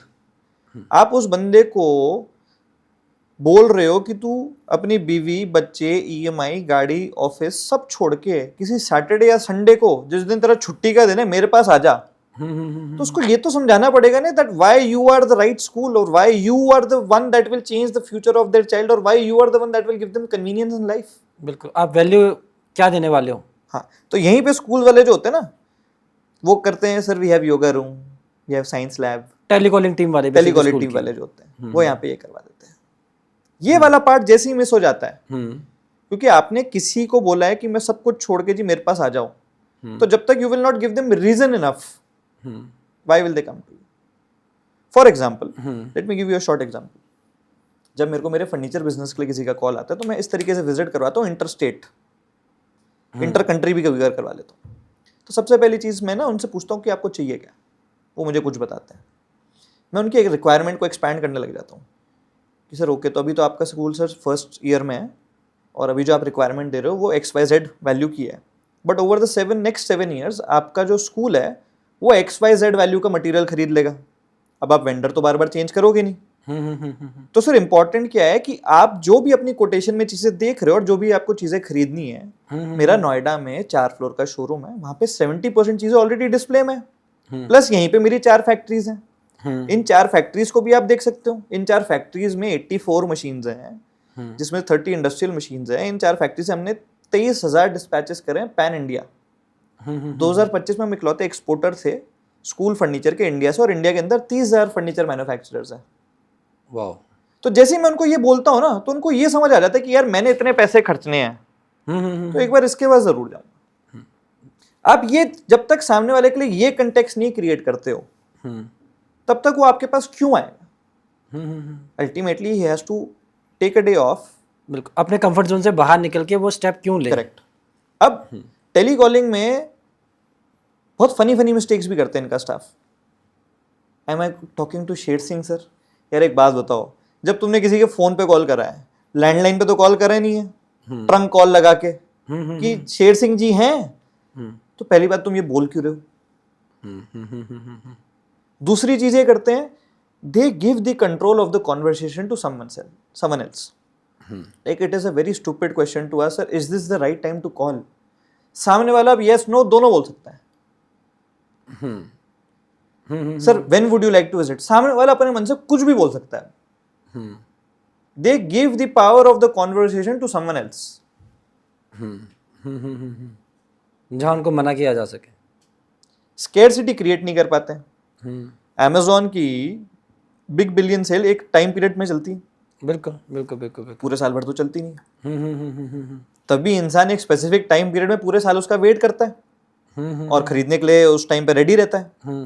दोस्त यार से कार्ड मांग के HSBC पे बड़ी ऑफर चल रही है, वो सारी चीजें अपनी प्रिपरेशन करके रखता है। स्कूल स्केर्सिटी क्रिएट ही नहीं करते कॉल पे, प्रायोरिटी क्रिएट ही नहीं करते कॉल पे। स्कूल्स की गलती नहीं है, टेलीकॉलर्स की भी नहीं गलती है। प्रॉब्लम क्या, उनके जीवन में मेरे जैसा सज्जन नहीं आया होता अभी तक। क्या बात। तो जब तक आप इस चीज को क्रिएट नहीं करोगे, why do you expect someone to visit? अब सपोज जो हैदराबाद में स्कूल है जिनको 4,000 इंक्वायरी है, उनको 2,000 क्वालिफाइड इंक्वायरी थी उनके हिसाब से, उसमें से 600 लोगों ने विजिट करा, तो बाकी 1,400 कहाँ गए? जो कि कितना बड़ा लॉस है। अब मैं उनको ये बोलूँ कि जी आप 10,000 इंक्वायरी जनरेट करो तो खर्चा भी तो उतना होगा। इस गैप को फिल करना बहुत जरूरी है। टेलीकॉलर को ये चीज आपको क्लियर करना है कि जी सबसे पहली बात, आप कॉल कर क्यों रहे हो? मैं जब टेलीकॉलर से या स्कूल वालों से पूछता हूँ कि जी आप कॉल क्यों कर रहे हो किसी बंदे को? We want to give them information, we would like to tell them about our things, we would like to tell them about our call. ये क्यूट फालतू की बातें करते हैं। तुम किसी भी बंदे को सिर्फ इसलिए कॉल कर रहे हो कि तुम उससे बोलना चाहते हो कि भाई सब छोड़ के यहाँ पे आ जाए। जब तक ये इंटेंशन नहीं होगी कॉल की, तब तक please stop your team from calling everyone, you are ruining a good lead. अब मान लो कि कोई सज्जन आपके पास आ गए। अब मैंने आपको क्या बताई, एक वैल्यू एक सीट की 25 लाख से 1 करोड़। 25 लाख से 1 करोड़, बिल्कुल स्कूल टू स्कूल वेरी कर सकता है वो। और ये तो 4 लाख वाली फीस की बताई 1 करोड़, जिसकी 10 लाख फीस है वो तो फिर बेचारा वैसे इमोशनल हो जाएगा। अब ये सज्जन, जब तुम्हें पता है कि तुम्हारे पास चल के आए हैं, तो तुमने कभी भी बैठ के क्यूरेट करा है कि क्या तुम इनको किस लेवल पे दिखाओगे, किस एरिया में इनको क्या दिखना चाहिए, किस कमरे के बाहर क्या बोलना है, रिसेप्शन पे एग्जैक्टली क्या क्या होना चाहिए? सबसे बड़ा ब्लंडर आपकी डेलीगेशन नंबर 4 और 5 और 6, अपने प्लीज रिसेप्शन से न्यूज़पेपर, मैगजीन, ये सब हटा दो। एक पेरेंट को आपने बुलाया है और आप वो चाह रहे हो कि वो रिसेप्शन पे बैठ के आपके कॉम्पिटिटर की ऐड देखे, पहली बात। दूसरी बात 4-5 चीजें और देखे। इनका कोई पर्पस नहीं है। एक रिसेप्शन पे FAQ, SAQ, teacher catalogue, pain extraction form, about principal, about owner, positioning numbers के साथ होना चाहिए। अगर ये सारी चीजें पोजिशनिंग नंबर्स के साथ नहीं है और स्टोरी के साथ नहीं है तो काम नहीं चलता। तो पोजिशनिंग नंबर्स क्या है? पोजिशनिंग नंबर्स की एक साइंस है, वो साइंस एक्सप्लेन करते करते ये पॉडकास्ट 4 घंटे का हो जाएगा। ठीक है, तो फिर अब हम आते हैं कि जब स्कूल विजिट जब सबसे क्रूशियल है, टेलीकॉलर का कोर पर्पस हो गया स्कूल विजिट करवाना। स्कूल विजिट में ज़्यादातर ब्लंडर्स आपने क्या नोटिस करे हैं स्कूल के केस में? तो इसमें एक स्टेप पीछे जाऊंगा, मैं बोलूँगा कि तो एक मेरे दोस्त हैं जिनका विशाखापट्टनम में 5 स्कूल है, उन्होंने भी मेरा कोर्स करा। उन्होंने अपने एडमिशन्स 4 गुना कर लिए। पिछले साल उन्होंने अपने स्कूल में 85 एडमिशन्स करे थे, इस साल उन्होंने तकरीबन 340-330 के आसपास क्लोज कर रहे हैं। 30% of the cost last year की। 30% उन्होंने कॉस्ट पिछले में, साल 25 लाख रुपए खर्चे थे। तो इस बार उन्होंने सिर्फ 30% कॉस्ट खर्ची है, करेक्ट, जो कि 6 लाख के अप्रोक्सीमेटली आसपास आपको हो 6 गया, लाख 6-7 लाख के आसपास हो जाएगा, और एडमिशन 4 गुना ज़्यादा। 4 गुना ज्यादा करें। तो वाह। उनको एक इशू आ रहा था कि जो उनका नया स्कूल है, उनका स्कूल टुवर्ड्स द आउटस्कर्ट्स है, तो वहां पे वो बार बार कह रहे थे कि यार मेरे को टीम ठीक नहीं मिल रही। तो अगर आपके मल्टीपल इंस्टीट्यूशन है तो आप लोगों के लिए सबसे बड़ा एडवाइस मेरा ये है कि पहले तो एक सेंट्रलाइज टीम बना लो। ये सेल्स टीम के बंदे स्कूल इंडस्ट्री के नहीं होने चाहिए। आप एडटेक इंडस्ट्री से हायर करो, होटल इंडस्ट्री से हायर करो, कहीं जूता लेने गए हो वहां का सेल्स वाला पसंद आए, वहां से उस बच्चे को पकड़ के ले जाओ। आपके सेल्स के बंदे जो हैं वो सुस्त मुर्गे हो चुके हैं, वो घड़ी देख रहे हैं और वो घर जाना चाहते हैं। इन शॉर्ट में मुझे लगता है वो टीचर्स ज़्यादा है, वो सेलर नहीं है, वो जनरली वो नहीं है। किसी टाइम पे टीचर बने थे, फिर उनसे टीचिंग नहीं हुई तो वो हो सकता है काउंसलर बन गए या वो बन गए, या फिर कभी या कभी स्कूल रिवर्स का- भी हो जाता है। स्कूल के ऑपरेशनल वर्क में थे, उनको सेल्स में डाल दिया। तो जो मेरा पिछला बैच था उसमें जो करंट स्कूल की प्रिंसिपल है, she first intern in the, तो अभी जिस करंट स्कूल की प्रिंसिपल है, दूसरे बैच पार्टिसिपेंट के यहाँ पे उन्होंने इंटर्न करा था फिरोजाबाद के एक स्कूल में, और वहाँ पे वो पहले एडमिशन कराती थी, तो इंटर्न करा था उन्होंने। पेशे से वो टीचर ही है, अब वो इस स्कूल में प्रिंसिपल बन गई है। ओके। तो इनकी जर्नीज बड़ी अलग सी होती है। मैं नहीं चाहता कि अगर मेरे को कोई बोलेगा कि जी ये 4 इंडस्ट्री की सेल्स टीम आप हायर कर लो, यहाँ के बंदे मिल रहे हैं, और मुझे बोलेगा कि जी ये स्कूल में काम करते थे, तो मैं उस इंडस्ट्री को देखूंगा भी नहीं। यहाँ के बंदों की घड़ी फिक्स्ड है और मेहनत लिमिटेड है। They are ready to go home and they are not good at outbound marketing. Outbound marketing is something that major schools leave. Outbound marketing ऐसी चीज है जिसने चैतन्य और नारायणा को बनाया, बट इसको हम बाद में कवर करेंगे, इसको आज नहीं कवर कर पाएंगे। ठीक है, तो मेरा क्वेश्चन था कि स्कूल विजिट की ड्यूरेशन में, जब पेरेंट्स स्कूल विजिट के लिए आते हैं, उस समय स्कूल्स वाले क्या सबसे बड़ा ब्लंडर करते हैं या सबसे बड़ी मिस्टेक्स करते हैं, जो जिसको अगर वो फिक्स कर लेते हैं तो उससे उनकी एडमिशन भी बढ़ जाएगी या उनका जो ग्रोथ है वो फास्ट हो जाएगा। फॉलोअप हमारा स्ट्रांग हो गया, अब हमने स्कूल विजिट करवा ली, बट स्कूल विजिट में आपके एक्सपीरियंस में आपने मेजर गैप्स क्या देखे हैं? ज़्यादातर स्कूल्स में क्या गैप्स आते हैं जब स्कूल विजिट हो जाती है पेरेंट्स की? तो एक तो कॉन्सेप्ट होता है setting up passive sales areas, वो किसी भी स्कूल का आज की डेट में सेटअप नहीं है। क्या है ये कॉन्सेप्ट, थोड़ा सा मैं आपको elaborate clear कर करता दो। हूँ। दूसरा, स्कूल्स के वॉक थ्रू किसी ने भी ना, जैसे आर्मी वाली या फिर कोई अपनी सोल्जर्स वाली जो इंडियन मूवीज होती हैं, जब उसमें दिखाते हैं कि जी कमांडर साहब खड़े हैं और ब्रिगेडियर साहब खड़े हैं और आर्मी का वॉर रूम डिस्कस हो रहा है, तो नीचे मैप है और हर जगह पिन लगा रखी है। तो इनको भी अपने स्कूल की बिल्डिंग का लेआउट लेना चाहिए, हर फ्लोर का, और देखना चाहिए कहाँ से पेरेंट आ रहा है, किस मोमेंट पे क्या देख रहे हैं, किस मोमेंट में उसमें क्या बोल रहे हैं और किस मोमेंट में हम काम कैसे कैसे कर रहे हैं। जितनी आपकी पिच आपके कॉम्पिटिटर स्कूल से अलग होगी, उतनी आपकी वैल्यू क्रिएशन हो पाएगी। अगर आप भी वही बोल रहे होगे जो एक 90,000 का स्कूल बोल रहा है या एक 2 लाख रुपए का स्कूल बोल रहा है, तो पेरेंट ना डिफरेंशिएट ही नहीं कर पा रहा कि वो अपने आपको अपना बच्चा दे क्यों। हाँ, डिफरेंट क्या है बेसिकली? सबसे बड़ी प्रॉब्लम ये हो जाती है। एक जनरल सी स्टेटमेंट होती है कि जी वही टीचर यहाँ से वहां चली जाती है, यही किताब वो पढ़ा रहे हैं और प्रिंसिपल भी शिफ्ट होती रहती है। तो जब तक आपने अपनी पिच के दौरान उस चीज को क्लियर नहीं करा कि why I should give you my child और why you should give us your child, तब तक मजा नहीं आएगा। अब मैं आपको अपने कंपनी में बताता हूँ, मेरी कंपनी में how sales works.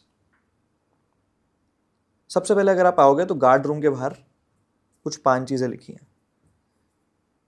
23,000 dispatches done, over XYZ invested in machinery, 315 cities served, we have over 160 plus employees। तो जब बंदा साइन कर रहा होता है ना वहाँ पे खड़ा हुआ गार्ड रूम के बाहर, तो पहले वो पढ़ता है। दैट मीन्स वो सबकॉन्शियसली आपकी जो पोजिशनिंग नंबर्स है उसको अडेप्ट कर चुका है, उसको क्लियर हो गया कि वो कहीं ढंग की जगह है। तो एक स्कूल क्या कर सकता है, जो हैदराबाद में स्कूल था वो IB स्कूल है, तो उनके साथ हमने करवाया कि मेरे को नंबर निकाल के दे 20 साल में तेरे कितने बच्चे ऑक्सफोर्ड गए हैं, कितने बच्चे येल गए हैं, कितने बच्चे आईवी लीग स्कूल में गए, ये बच्चे किन किन के बच्चे थे। तो उन्होंने अपने गार्ड रूम के बाहर लिखवाया XYZ number of students have gone to Ivy League, these students have gone to become this, जो भी उनके टॉप बंदे हैं, and these students come from this background. तो जब वहां पे पेरेंट साइन कर रहा है तो वो क्या पढ़ रहा है? वो कंटेंट को कंज्यूम कर रहा है। वो कुछ खतरनाक चीज पढ़ रहा है, वो कह रहा है भाई साहब अब मैं कोई बढ़िया जगह आ गया हूँ। तो पैसिव सेल्स एरिया आपने, अब ये गार्ड रूम से जाते जाते क्रिएट होना चालू हो जाता है। अब मैं आप सिर्फ पिकानो का एग्जांपल दूं तो जैसे आप मेरी रिसेप्शन पे आते हो तो हमारी जो मिशन विजन स्टेटमेंट है स्कूल्स की ना, बड़ी cute cute mission vision statement होती है। उसमें बड़े बड़े इंग्लिश के शब्द होते हैं, empowering leaders of tomorrow, learning and nurturing and creating the youth of tomorrow, ऐसे कर करके बड़ी सारी बातें लिखी होती है जो वो खुद भी नहीं पढ़ रहे, वो पेरेंट भी पढ़ के ना वो उसको एज अ जार्गन साइड कर देते। और अगर आप अपने काउंसलर को बोलोगे कि ये हमें एक्सप्लेन कर दो तो वो कर नहीं सकते। इन सारी चीज़ों को चेंज करके मैंने अपने ऑफिस में क्या करा, टू हेल्प स्पेंड और create money either 4 crore to 40 lakhs in savings और 40 crore to 400 crore in earning। तो मैंने लिखा कि मैं चाहता हूँ कि हमारा कस्टमर जब हमारे पास आए तो या तो 4 करोड़ से 40 करोड़ बचा ले या 40 करोड़ से 400 करोड़ कमा ले। और नीचे ये भी लिखा हुआ है to even ship furniture to China by 2035। स्पष्ट भाषा में हमने कुछ बड़ा बड़ा लिख रखा है। अब कोई बंदा आ रहा है और वो देख रहा है कि यार ये तो आते ही हमारे पैसे बचवा दे रहे हैं या हमें पैसे कमवा दे रहे हैं, तो उसको वो हिट कर रहे हैं। फिर वो जाता है मेरे कॉन्फ्रेंस रूम में। कॉन्फ्रेंस रूम में 4 चीजें लिखी हुई हैं। तो आज से 3 साल पहले लिखा होता था team work is the dream work, hard work is everything, ये फालतू की चीजें लिखी थी। अब जैसे वो सबसे पहले इस सीट पे जाके बैठते हैं, हमने मैप आउट करा कि कौन सी सीट पे आके कस्टमर मोस्टली बैठता है। तो घुसते ही जो 3 सीट होती है उस पर बैठ जाता है। तो उस सीट के सामने लिखा हुआ है over 150 crores of deals worth of deals have been closed in this room. फिर उसके लेफ्ट में लिखा हुआ है कि जिस फैक्ट्री में आप बैठे हुए हो इस फैक्ट्री में कौन कौन आए हुए हैं। फिर उधर लिखा हुआ है कि इधर कौन सी मशीन है, किस मशीन की क्या कॉस्ट है।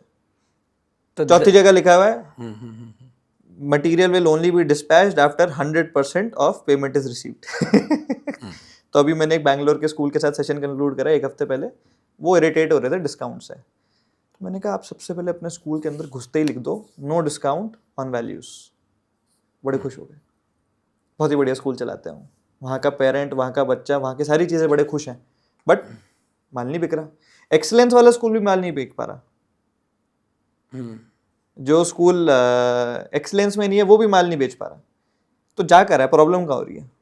तो it is a issue of sales and marketing, जिसमें ओनर पर्सनली इन्वॉल्व नहीं होते। और क्योंकि इसलिए भी इन्वॉल्व नहीं हो रहे क्योंकि पता ही नहीं है कि ये सारा स्ट्रक्चर चलता कैसे एडमिशन मार्केटिंग का। अनफॉर्चुनेटली जिसके नाम पे EMI है, जिसके नाम पे ज़मीन है, जिसके नाम पे स्कूल है, जब तक वो अपनी हाथ पैर लगा के एक बार इस एडमिशन प्रोसेस में 3 महीने तक मेरे साथ नहीं घुसेंगे या खुद से नहीं घुसेंगे, अपना वो टाइम स्कूल नहीं देंगे तो में काम नहीं होगा। स्टाफ होता है, ओनर होता है, जिसके जेब से जा रहा होता है उसको दर्द ज़्यादा होता है। अब मैं आज की डेट में बोल दूं कि जी मैं आपसे कल से कंपनी नहीं जाऊंगा और मेरा स्टाफ संभाल लेगा, तो वो बहुत बड़ी मिथ्या हो जाएगी। बहुत सारे बड़े बड़े इंस्टीट्यूशंस अनफॉर्चुनेटली इस चक्कर में सफ़र करते हैं। तो जो सम्यक मुझे आपकी बात से समझ में आया कि जब साइट विजिट के ड्यूरेशन में आपको कुछ ऐसी स्टेटमेंट्स कस्टमर के सामने लगानी चाहिए जिसको वो समझ पाए। पैसिव सेल्स एरिया, उनको ऐसे पॉइंट्स आपको उनके सामने रखने चाहिए जिनको वो समझ पाए और अपने थॉट के अकॉर्डिंगली उसको, क्रिएटिव थॉट के अकॉर्डिंगली उसको अंडरस्टैंड कर पाए कि उससे उसको क्या बेनिफिट होने वाला है। यार एक बड़ी फनी सी चीज़ लिखते हैं स्कूल वाले, टेलीफोन कॉल पे बताते हैं, टेलीकॉलर बताती है कि sir in terms of safety and security we have CCTV cameras and we have GPS enabled buses and air conditioned classrooms. यार ये कोई बातें हैं बोलने की? और ये सारे स्कूल बोल रहे हैं। अब इसी चीज़ को रिफ्रेश करने का तरीका क्या है? Sir we spend over 90 lakhs to 1 crore every year on the safety and comfort of children। अब वो कैसे हुआ? 4-5 लाख रुपए गार्ड की फीस होगी इंटू 12, 60 लाख ही हो गए। AC वेसी का खर्चा, आया वाया का खर्चा, CCTV का खर्चा, GPS की सब्सक्रिप्शन, ये लग सब कुछ कराते हुए 1 करोड़ का फिगर पहुंच जाओगे, 50 लाख का फिगर पहुंच जाओगे, 60 लाख का फिगर पहुंच जाओगे। आप क्यों किसी पेरेंट को बता रहे हो कि देखो जी वी स्पेंड ऑन CCTV? उसको दिख जाएगा ना। और ये तो आज की डेट में स्टैंडर्ड है। कौन सा स्कूल CCTV के बिना चल सकता है? या कौन सा स्कूल आज की डेट में GPS बसेस नहीं ले सकता? Unfortunately the next school is always going to be better than your own school in terms of infrastructure। क्योंकि कोई भी बंदा जब नया स्कूल बना रहा है तो वो ये सोच के नहीं बना रहा कि जी मैं इससे बेकार स्कूल बनाऊंगा। बिल्कुल। वो मार्केट में आ रहा है, उसके पास पैसे नहीं भी होंगे ना, आपका स्कूल 25 में बनाओगे, उसके पास पैसे नहीं होंगे तब भी वो 20 लगा देगा। हाँ, उधार लेके लगा लेगा कि मुझे इससे बेटर बनाना है, नहीं तो मेरे पास लोग क्यों है? एक ही बार लगाना है। तो this is a very major problem. अच्छा सौम्यक, अभी आपने पेन एक्सट्रैक्शन फॉर्म के बारे में बताया था, क्या होता है वो और कैसे बेनिफिट देता है स्कूल ओनर्स को? तो पेन एक्सट्रैक्शन फॉर्म क्रिएट कैसे हुआ, बड़ा इंटरेस्टिंग सा केस है। मैंने जब ये कोर्स स्टार्ट करना था तो उससे पहले मैंने 9 स्कूल विजिट करे अपने दोस्तों के आसपास, जहाँ पे मैं रहता हूँ उसके आसपास 9 top schools, all fees brackets, lakh रुपए से 7 लाख रुपए तक की फीस थी उनकी। तो जब मैं उन स्कूल्स में गया तो मेरा खून खौलने लगा, क्योंकि जो उनका स्टाफ मुझसे बातें कर रहा था, मुझे लग रहा था कि उनका स्कूल उनसे अच्छा मैं भेज दूंगा। मेरे दोस्तों का स्कूल था, मेरे को दोस्त के बारे में पता है, मेरे को पता है वो क्या खर्चा कर रहा है, कैसे कर रहा है, क्या वो सोचता है क्या नहीं सोचता है, बट ये लोगों को माल बेचना आ ही नहीं रहा था। इनको वो विजन ही नहीं बताना आ रहा था जो जिस विजन से ओनर ने स्कूल को बनाया। तो one of the new activities that I do in the course is another delegation for all of you. जो अगर आप स्कूल के ओनर ये कोर्स देख रहे हो, प्लीज मंडे को अपनी टीम के साथ पूरा स्कूल घूमो और उनको हर चीज के बारे में बताओ कि जी ये कमरे का ये पर्पस क्या है, इस आइटम का ये पर्पस क्या है, ये फर्नीचर यहाँ पे क्यों लगाया है, ये यहाँ पे पीला क्यों है, यहाँ पे नीला क्यों है, जिससे आपकी टीम को समझ आए आपने किस विजन से वो स्कूल बनाया। वो अजीब अजीब बातें कर रहे थे। तो प्रॉब्लम नंबर 1 तो ये होगी, क्योंकि उन स्कूल्स का सारा इंफ्रा मैंने बनाया हुआ है, मेरे दोस्तों के स्कूल है, उसमें जितना भी माल लगा हुआ मैंने लगाया हुआ है। दूसरी प्रॉब्लम क्या हुई, एक तो एक इनहेरेंट मन में थॉट होता है कि अगर हम स्कूल जा रहे हैं तो हमसे कुछ पेपर वर्क भरवाएंगे। किसी भी पेरेंट के अंदर होता है कि यार वहां पे जाके कोई ना कोई फॉर्म कुछ ना कुछ भरना होगा, लंबा सा फॉर्म दे देंगे भरने के लिए, कुछ भी हो सकता है। तो स्कूल्स ने उस फॉर्म के अंदर बहुत बेसिक्स इंफॉर्मेशन ले रखी थी। उस फॉर्म को इस तरीके से यूज करा जा सकता है कि एक साइकोमेट्रिक फॉर्म मैंने बनाया, जिस फॉर्म के बेसिस पे जो आदमी जो टिक कर रहा है आपको पता चल जाएगा कि इसकी प्रॉब्लम क्या है। आपको समझ आ जाएगा इसको सिर का दर्द है, ऐसे डोलो दे दो, इसे पेट का दर्द है, इसको डाइजीन दे दो, इसको पैर का दर्द है, इसको कुछ और दे दो। पेन एक्सट्रैक्शन फॉर्म में there are about 40 questions that we have created. आपको 40 के 40 यूज नहीं करने, बट वो 40 क्वेश्चंस इस तरीके से हैं कि जो पेरेंट ने टिक करा आपको एग्जैक्टली समझ आ जाएगा कि ये खरीद क्यों रहा है, इसका एक्चुअल पेन एरिया क्या है, ये बच्चे इसका को पेन एरिया क्यों स्कूल में डाल रहा है, क्या स्कूल में एक्चुअली ढूंढ क्या रहा है बच्चे की मार्केटिंग इतने सालों से कैसे चल रही है। क्या आपके सर पे बाल नहीं आते? क्या इस चक्कर में आपको कॉन्फिडेंस कम मिलता है? क्या इस चक्कर में आपके रिश्ते रिजेक्ट होते रहते हैं? तो ये लीजिए, इसको आप लगा लेंगे तो आपके बाल आ जाएंगे। आज तक कितने गंजों ने वो खरीदा होगा। बिल्कुल। अब प्रॉब्लम क्या है, स्कूल की मार्केटिंग में पहली बात तो पेन ही नहीं है। अपने कॉम्पिटिटर के स्कूल के सामने लिखवाओ are you unhappy with your current school, hoarding लगवा दो और देखना जी जो पेरेंट अनहैप्पी होगा आपको कॉल कर देगा। अब वो पेरेंट आपके पास आ गया, अब वो पेन एक्सट्रैक्शन फॉर्म को इस्तेमाल करके आप निकाल लोगे कि अनहैप्पी क्यों है। अब जैसे किसी पेरेंट ने पेन एक्सट्रैक्शन फॉर्म के क्वेश्चंस के थ्रू किसी काउंसलर को समझ आया कि यार ये जो एसेंशियली बोल रहे हैं ना, ये बोल रहे हैं कि हमारे बच्चे को अटेंशन नहीं मिलता, पेन एक्सट्रैक्शन फॉर्म से नहीं मिला है। ओके, तो उस पेरेंट को तो पहली बात आप बताओ अपना स्टूडेंट रेशियो। हर स्कूल ये बताता रहता है जी 20:1 स्टूडेंट रेशियो, 15:1 स्टूडेंट रेशियो। मैं सबको समझाता हूँ कि मैं जिसके एडमिशन हो नहीं रहे होंगे ना ढंग से, उसका स्टूडेंट रेशियो वैसे भी ठीक रहेगा। तो उस पेरेंट को अब आपने स्पेसिफिक चीजें बतानी है कि जी हमारे पास ये प्रोग्राम है, ये होता है, इस तरीके से हमारा ये होता है, ये बच्चा था आज जिसके पेरेंट्स को सेम प्रोसेस फील होता था कि उसके पेरेंट्स को कि बच्चे को अटेंशन नहीं मिल रहा। बट उससे एक लेवल पीछे आपको समझना जरूरी है कि जब कोई पेरेंट बोलता है कि जी मेरे बच्चे को अटेंशन नहीं मिल रहा इसलिए हम स्कूल बदल रहे हैं या इसलिए हम आपको स्कूल में ला रहे हैं, वो उसके जीवन में दिखता कैसा है, how does it translate into that life. तो मैं इसका बड़ा छोटा सा एग्जांपल देता हूँ कि जी संडे है, पिताजी अखबार पढ़ रहे हैं, कुर्सी पे बैठे हुए हैं, बेटा आसपास खेल रहा है, टीवी देख रहा है या कुछ भी कर रहा है, पिताजी को आ रहा है गुस्सा। पिताजी ने पूछ लिया, हाँ भी बेटा इधर आओ, इसका जवाब क्या होता है? पिताजी ने पूछा 12+8 क्या होता है? बच्चा बेचारा थोड़ा नालायक है, उसने कह दिया पापा 28। और पिताजी को चढ़ गई खुंदक। तो पहले तो बड़ी बच्चे गए कि बेटा तूने ये क्या करा है, फिर वो जाके माता जी पे गुस्सा करते हैं कि तुम देख लो तुमने बच्चे को कैसे कर रखा है। अब ये उस पेरेंट के जीवन में देखो कैसे आ रहा है कि my child is not getting enough attention. आधे घंटे बाद दोनों एक दूसरे को जस्टिफाई कर देते हैं कि स्कूल ध्यान नहीं दे रहा होगा, सारी गलती स्कूल की है, सारी गलती स्कूल की है। तो जब इस किस्म का पेरेंट आपके पास आ रहा है तो आपको उसको उसकी स्पेसिफिक दवाई देनी होगी। तो 40 क्वेश्चंस में से एक स्कूल के लिए हमने बड़ा बेसिक सा क्वेश्चन इंट्रोड्यूस करा जो मैंने इसमें नहीं डाल रखा था। बहुत ही बेसिक सा क्वेश्चन है, विच sports does your child play. अब ये स्कूल जो है गोला में है, तो गोला में एक टिपिकल प्रॉब्लम पता चली कि वहाँ पे सोसाइटीज तो है नहीं, कॉलोनीज हैं। जिन कॉलोनी में पार्क नहीं है वहाँ पे बच्चे खेल नहीं पाते। तो वहाँ पे हमने क्रिएट करा कि विच sports does your child play. तो जो माँ बाप टिक नहीं कर पा रहे तो उनको फिर अपनी स्पोर्ट्स फैसिलिटीज बेची। ओके। फिर उन्होंने बताया कि जी हमारा बास्केटबॉल कोर्ट जो है ना वो हमने इंदौर से मंगवाया। अब इसमें सेकंड पार्ट आ जाता है। अब समझो कि जिस पेरेंट का बच्चा स्पोर्ट्स नहीं खेल रहा है या दिन भर कहीं खेल नहीं रहा है या कुछ कर नहीं रहा है या उनके अपने किसी एग्जिस्टिंग प्रीवियस स्कूल में भी स्पोर्ट्स नहीं था, तो उस पेरेंट के जीवन में कैसे दिक्कत आती होगी। पेरेंट दोनों ऑफिस गए, शाम को घर आए, बच्चे के अंदर भरी पड़ी एनर्जी, उसके अंदर है ताकत, तो वो पेरेंट को आके क्या क्या करेगा ना कि मेरे को कोई बाहर लेके जाओ, मेरे साथ खेलो, मेरे साथ कुछ करो। एनर्जी का यूटिलाइजेशन तो करेगा कहीं, एनर्जी का यूटिलाइजेशन करेगा। तो जब आपको रियलाइज हो रहा है कि सामने वाला पेरेंट फ्रस्ट्रेटेड बैठा होगा और उसके जीवन में ये दिक्कतें होंगी, तभी तो आप उसे लाके दोगे कि सर ये ले लो। यार लोग तेल बेच देते थे कि जी ये तेल लगा लो, बाल भी आ जाएंगे, आग भी ठीक हो जाएगी, घुटना भी ठीक हो जाएगा, पर उससे पहले प्रॉब्लम पता होनी जरूरी होती थी। तो मुझे जो समझ में आ रहा है सौम्य, पेन एक्सट्रैक्शन फॉर्म बेसिकली ये हो गया कि इसके बिना काम नहीं चल सकता। बेसिकली जो मैं समझ पाया हूँ, पेन एक्सट्रैक्शन फॉर्म एक चीज होगी जो आपको कस्टमर खुद बताता है कि मुझे ऐसे बेचो। करेक्ट।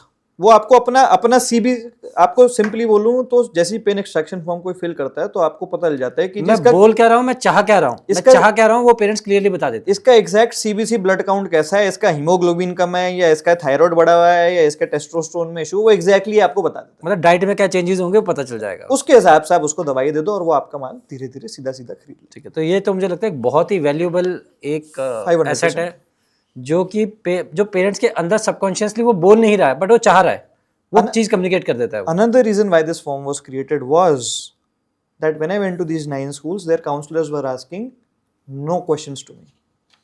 अच्छा, उनके कोई क्वेश्चंस ही नहीं थे? कुछ मजेदार नहीं था।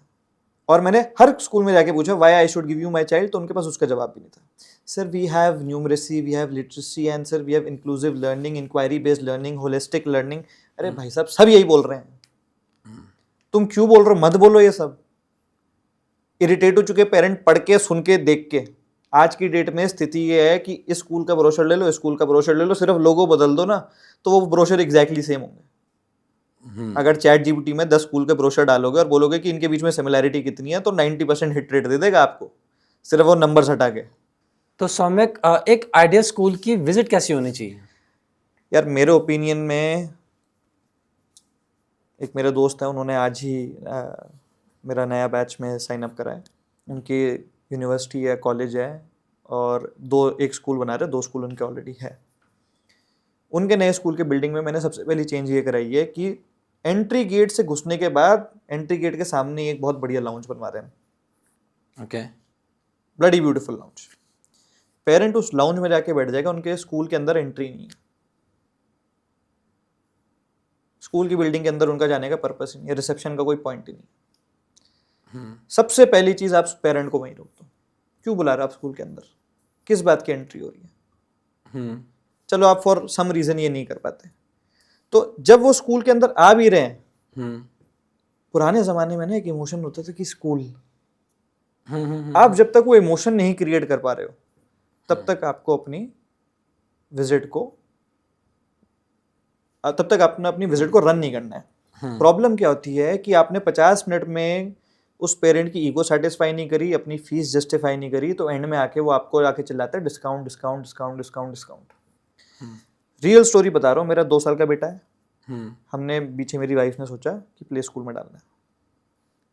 अब जब हम उस प्ले स्कूल में गए, तो मैं 24 साल से हम लोग इस इंडस्ट्री में इतने स्कूल जा चुका, तो मैं स्कूल में गया तो मैं उसको एक अलग तरीके से देख रहा था एज अ पेरेंट। तो वो काउंसलर की विजिट कंप्लीट हो गई, उसके बाद मैं और मेरी वाइफ 5-6 मिनट वहीं घूम रहे थे। मैं थोड़ा टेढ़ा मेढ़ा होके देख रहा था सारी चीज़ों को। बेचारी काउंसलर के मन में पता नहीं क्या आया, आके मेरे पास आके कहती, वैसे सर इस फीस पे डिस्काउंट भी हो जाएगी। वो घबरा गई। घबरा गई। ऐसा क्या ढूंढने की कोशिश कर रहे हैं? तो आपके काउंसलर्स के बॉडी लैंग्वेज में डेस्परेशन आ जाती है, उनकी वर्ड्स में डेस्परेशन आ जाती है, उनके अंदर घमंड नहीं होता, तो इस चक्कर में इशू आ जाता है। मैं ग्वालियर में था, तो हस्बैंड वाइफ स्कूल चलाते हैं, वो गुस्सा हो रहे थे कि मेरी वाइफ तो डिस्काउंट ही देती रहती है। अच्छा, 20%, 25%। कहते लोग कभी कभार 1-1 घंटे बैठ के जाते कि मैम आएंगे तो उनसे डिस्काउंट लेके चले आएंगे। तो discount is not a strategy. अगर आप पेरेंट की ईगो सेटिस्फाई नहीं कर पाए पहले 50 मिनट में, या उसको इमोशनली जस्टिफाई नहीं कर पाए, तो आपसे आके डिस्काउंट मांगेगा ही मांगेगा, और वो डिस्काउंट देके आपको कोई बेनिफिट नहीं मिलेगा। That is not ideally how schools should run. तो सौम्यक, मैंने अपने बेटे के लिए जब स्कूल में गया था, तो जब मैंने 3-4 स्कूल्स में इंक्वायरी डाली, तो किसी का भी ना मुझे फॉलोअप नहीं आया, और जिसका फॉलोअप आया उसका तब आया जब तो मैं एडमिशन ले चुका था, वो भी 20 से 25 दिन के बाद। तो आपने कोई ऐसे गैप नोटिस करे, आपने आइडेंटिफाई करी है ऐसी चीज़ें? तो मैंने आपको बताया कि जो स्कूल की सेल्स टीम होती है वो सुस्त मुर्गे होते हैं।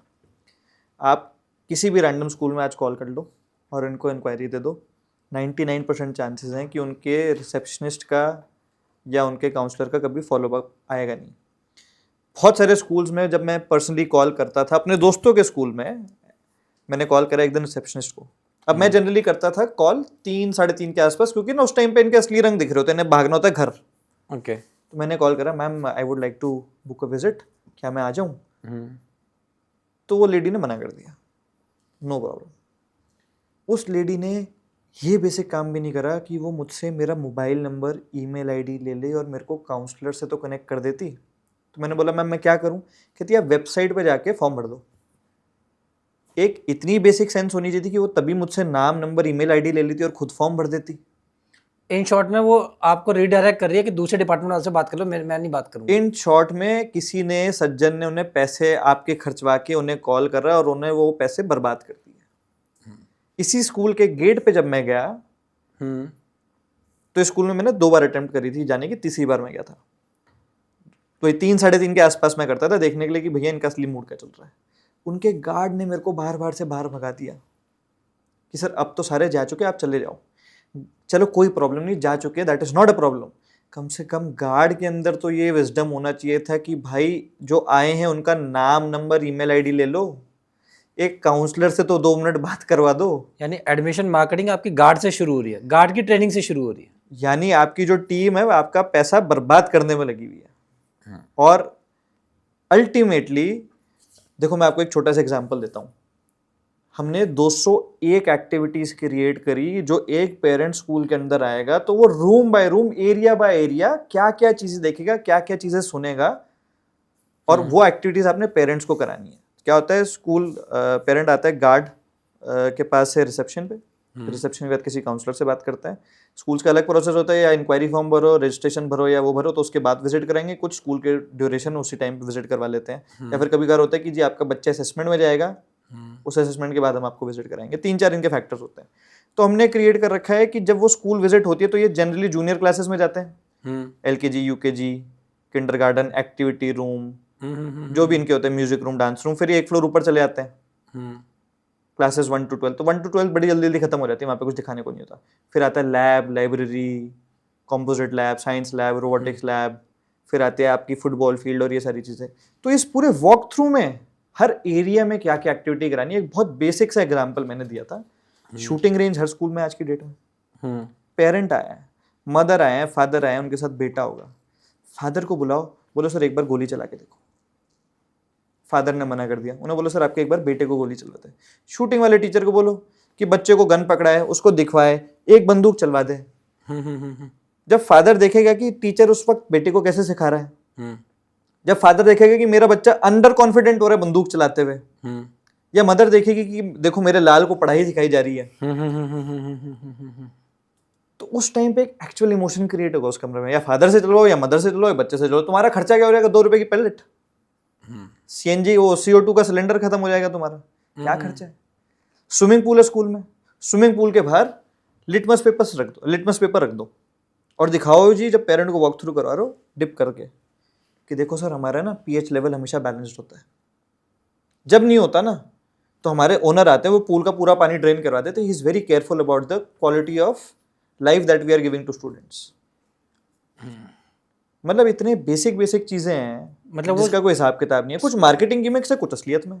स्कूल विजिट में एक ऐसा एक्सपीरियंस करवाना जिसमें उनके मल्टीपल सेंसेस यूज हों कस्टमर की, करेक्ट, या पेरेंट्स की मल्टीपल सेंसेस यूज हो रही हैं, तो वो एक ऐसी चीज़ को अपने साथ लेके जा रहा है जिसको याद रहेगा या जिस पे जाके घर पे जाके डिस्कशन करेगा करेक्ट। आपके स्कूल के बारे में। अब निष्कर्ष क्या है, ये लिस्ट मैंने 201 एक्टिविटीज की लिस्ट कम से कम 100-150 लोगों को भेजी फ्री में। ओके। स्टाफ, अच्छा। उस स्टाफ ने अपने ओनर्स के साथ कभी वो लिस्ट डिस्कस नहीं करी, और बहुत ओनर्स ने भी अपने स्टाफ के साथ वो लिस्ट डिस्कस नहीं करी। ओनर्स के पास टाइम नहीं है, स्टाफ के पास मैंने काम, आपको बोला अपना ना काम कि बढ़ाने मेरा के लिए कोर्स reason का नहीं है। सबसे पहला काम होता है कि सबसे पहले नीचे आग लगाना कि भाई साहब लाखों करोड़ों जा रहे हैं, इस तरीके से नहीं चलता, इसको फैक्ट्री की तरह देखो, स्कूल की तरह मत देखो। प्रॉब्लम क्या है कि इनको लगता है कि 3 महीने में जितनी सेल होगी बाकी 9 महीने वैसे ही चलाने, तो अपने आप को रिलैक्स होके बैठ जाते हैं। 3 महीने में उतनी आग लगाओ ना, अगर पूरे साल भर सेल होती तो एक्टिव रहते हैं ना। बिल्कुल। वो 3 महीने की सेल के बाद ये एक्सेप्ट कर लेते हैं कि जितने हो गए इतने ही है, कोई नहीं। तो दैट इज अ प्रॉब्लम। तो क्या ये एक क्वेश्चन ज़्यादातर लोगों को लगता है कि 3 महीने का सेल का प्रोसेस होता है या एडमिशन का प्रोसेस होता है, जबकि मैंने एक पैटर्न नोटिस करा है कि ये 3 महीने के नहीं बल्कि 6 महीने तक होता है। अगस्त तक भी एडमिशन्स हो रही होती है। हाँ, तो उसमें क्या होता है कि 6 महीने तक चलते हैं। पीक जो होता है वो 45 दिन का होता है। 3 महीने प्रॉपर प्योर एडमिशन्स होते हैं, उसके आगे पीछे ट्रांसफर केसेस होते हैं। जैसे अब सपोज कोई पेरेंट नॉर्थ इंडिया से साउथ ऑफ इंडिया में शिफ्ट हुआ है, तो जब वो शिफ्ट होता है तो सोचते हैं यार मैं स्कूल में कहाँ डालूंगा, स्कूल में कहाँ डालूंगा, तो वो फिर सोचते हैं यार पता नहीं यहाँ पे एडमिशन कैसे होते हैं। तो सपोज आप बैंगलोर शिफ्ट हो जाओगे तो आपको कोई बोलेगा कि यार यहाँ पे तो एडमिशन ना सितंबर से चालू हो जाते हैं, और फिर आप भी एज अ पेरेंट पहली बार सोचोगे यार एडमिशन नहीं मिलेगा, किसी स्कूल में जाके एडमिशन करवा दोगे। अगले साल पता चलेगा कि भाई साहब हर वक्त सीट खुली है और डिस्काउंट भी मिल रहे हैं। तो this is a problem. Ultimately the end of what I want to say is that there are lot of delegations. मेरा कस्टमर मुझे बहुत प्यारा है। अगर वो 100, 50, 200, 400, 600 एडमिशन्स मेरे से लेके कर लेगा तो मैं बड़ा सुखी रहूँगा। सबसे पहले अपने मार्केटिंग एजेंसी को बोलो एसईओ बंद कर, मेरे को क्वालिटी स्कोर की रिपोर्ट भेज, मेरे वेबसाइट पे गूगल एनालिटिक्स लगा। उसके बाद अगर फेसबुक पे boost post, like post, follow post, social media marketing के आप पैसे खर्च रहे हो तो रोक दो। सबसे पहले जब तक आपके फेसबुक के 3-4 फीचर्स टेस्ट नहीं होते 2K 1W फॉर्मेट में, तब तक आपने फेसबुक भी नहीं चुना। ये सारी चीजें आप कर लो तो अपनी वेबसाइट पे जाके इंक्वायरी डाल दो। तो सौम्यक इतने सारे स्कूल विजिट्स करे, इतने एडमिशन काउंसलिंग के बैचेस करे हैं, तो ग्रोथ और स्केलिंग के केस में सबसे बड़े गैप क्या नोटिस करें, सबसे बड़े चैलेंजेस क्या हैं स्कूल ओनर्स के सामने? सबसे बड़ी इशू है कि एक तो अगर आप फ्रेंचाइज अपने स्कूल की देते हो या आप किसी स्कूल की फ्रेंचाइज लेते हो तो एडमिशन्स पहली बात किसी ने क्रैक नहीं करे। एडमिशन सेल्स एंड मार्केटिंग, तुम पैसे खर्च रहे हो बट तुम्हें जो काम शायद 100 में हो सकता था तुम वो 2000-3000 में कर रहे हो, तो you are making your own model unsustainable. Second जो प्रॉब्लम है वो ये है कि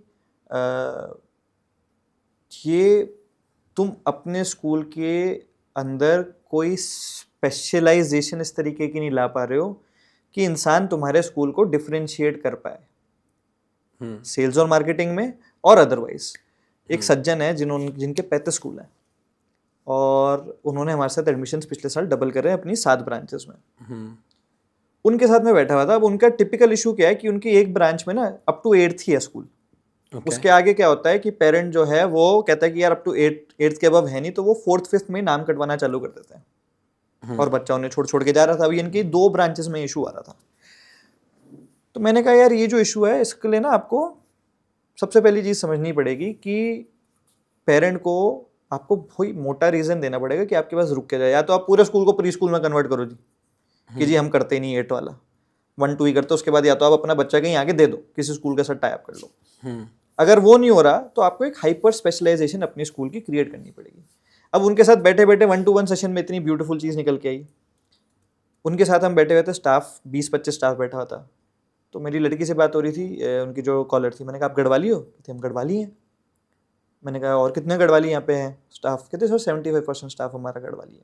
उस टाइम पे मेरे को कुछ समझ आया। मैंने कहा आपके पेरेंट्स कितने गढ़वाली है? कहते सर 70% गढ़वाली पेरेंट्स हैं। मैंने कहा क्या आप अपने स्कूल में गढ़वाली पढ़ाते हो? कहते नहीं। मैंने प्रिंसिपल को देखा? कहती नहीं। मैंने ओनर को देखा? कहता नहीं। मैंने कहा आपको पता है कि गढ़वाली पेरेंट के लिए कितना प्रॉब्लमेटिक होगा ये इमोशनली एटलीस्ट कि हमारा बच्चा गढ़वाली नहीं पढ़ रहा, हमारा बच्चा हमारे कल्चर के बारे में कुछ नहीं जानता। उनके साथ बैठ के 10 दिन में मैंने उनके स्कूल का पूरा करिकुलम क्रिएट करवा दिया और उनका स्कूल पिछले 6 हफ्ते से अब इम्प्लीमेंट कर रहा है पूरा गढ़वाली करिकुलम। अब जो गढ़वाली पेरेंट है वो तो उनका हो गया कि जी आप अपना बच्चा हमें इसलिए दो क्योंकि हमारा एक इकलौता स्कूल है देहरादून के 500-600 स्कूलों में से जो गढ़वाली पढ़ाता है। इंटरेस्टिंग बात ये हुई कि जब वो मार्केट में गढ़वाली की किताबें ढूंढने गए तो किताबें भी नहीं थी, बिल्कुल ही अनएक्सप्लोर्ड मार्केट होगी। तो जब वो मेरे साथ बैठे तो मैंने कहा भाई साहब एआई से पेल दो। उन्होंने अपना करिकुलम क्रिएट कर लिया क्योंकि वो 35 स्कूल चला रहे एजुकेशनिस्ट आदमी है, तो उन्होंने करिकुलम भी बहुत बढ़िया बना दिया।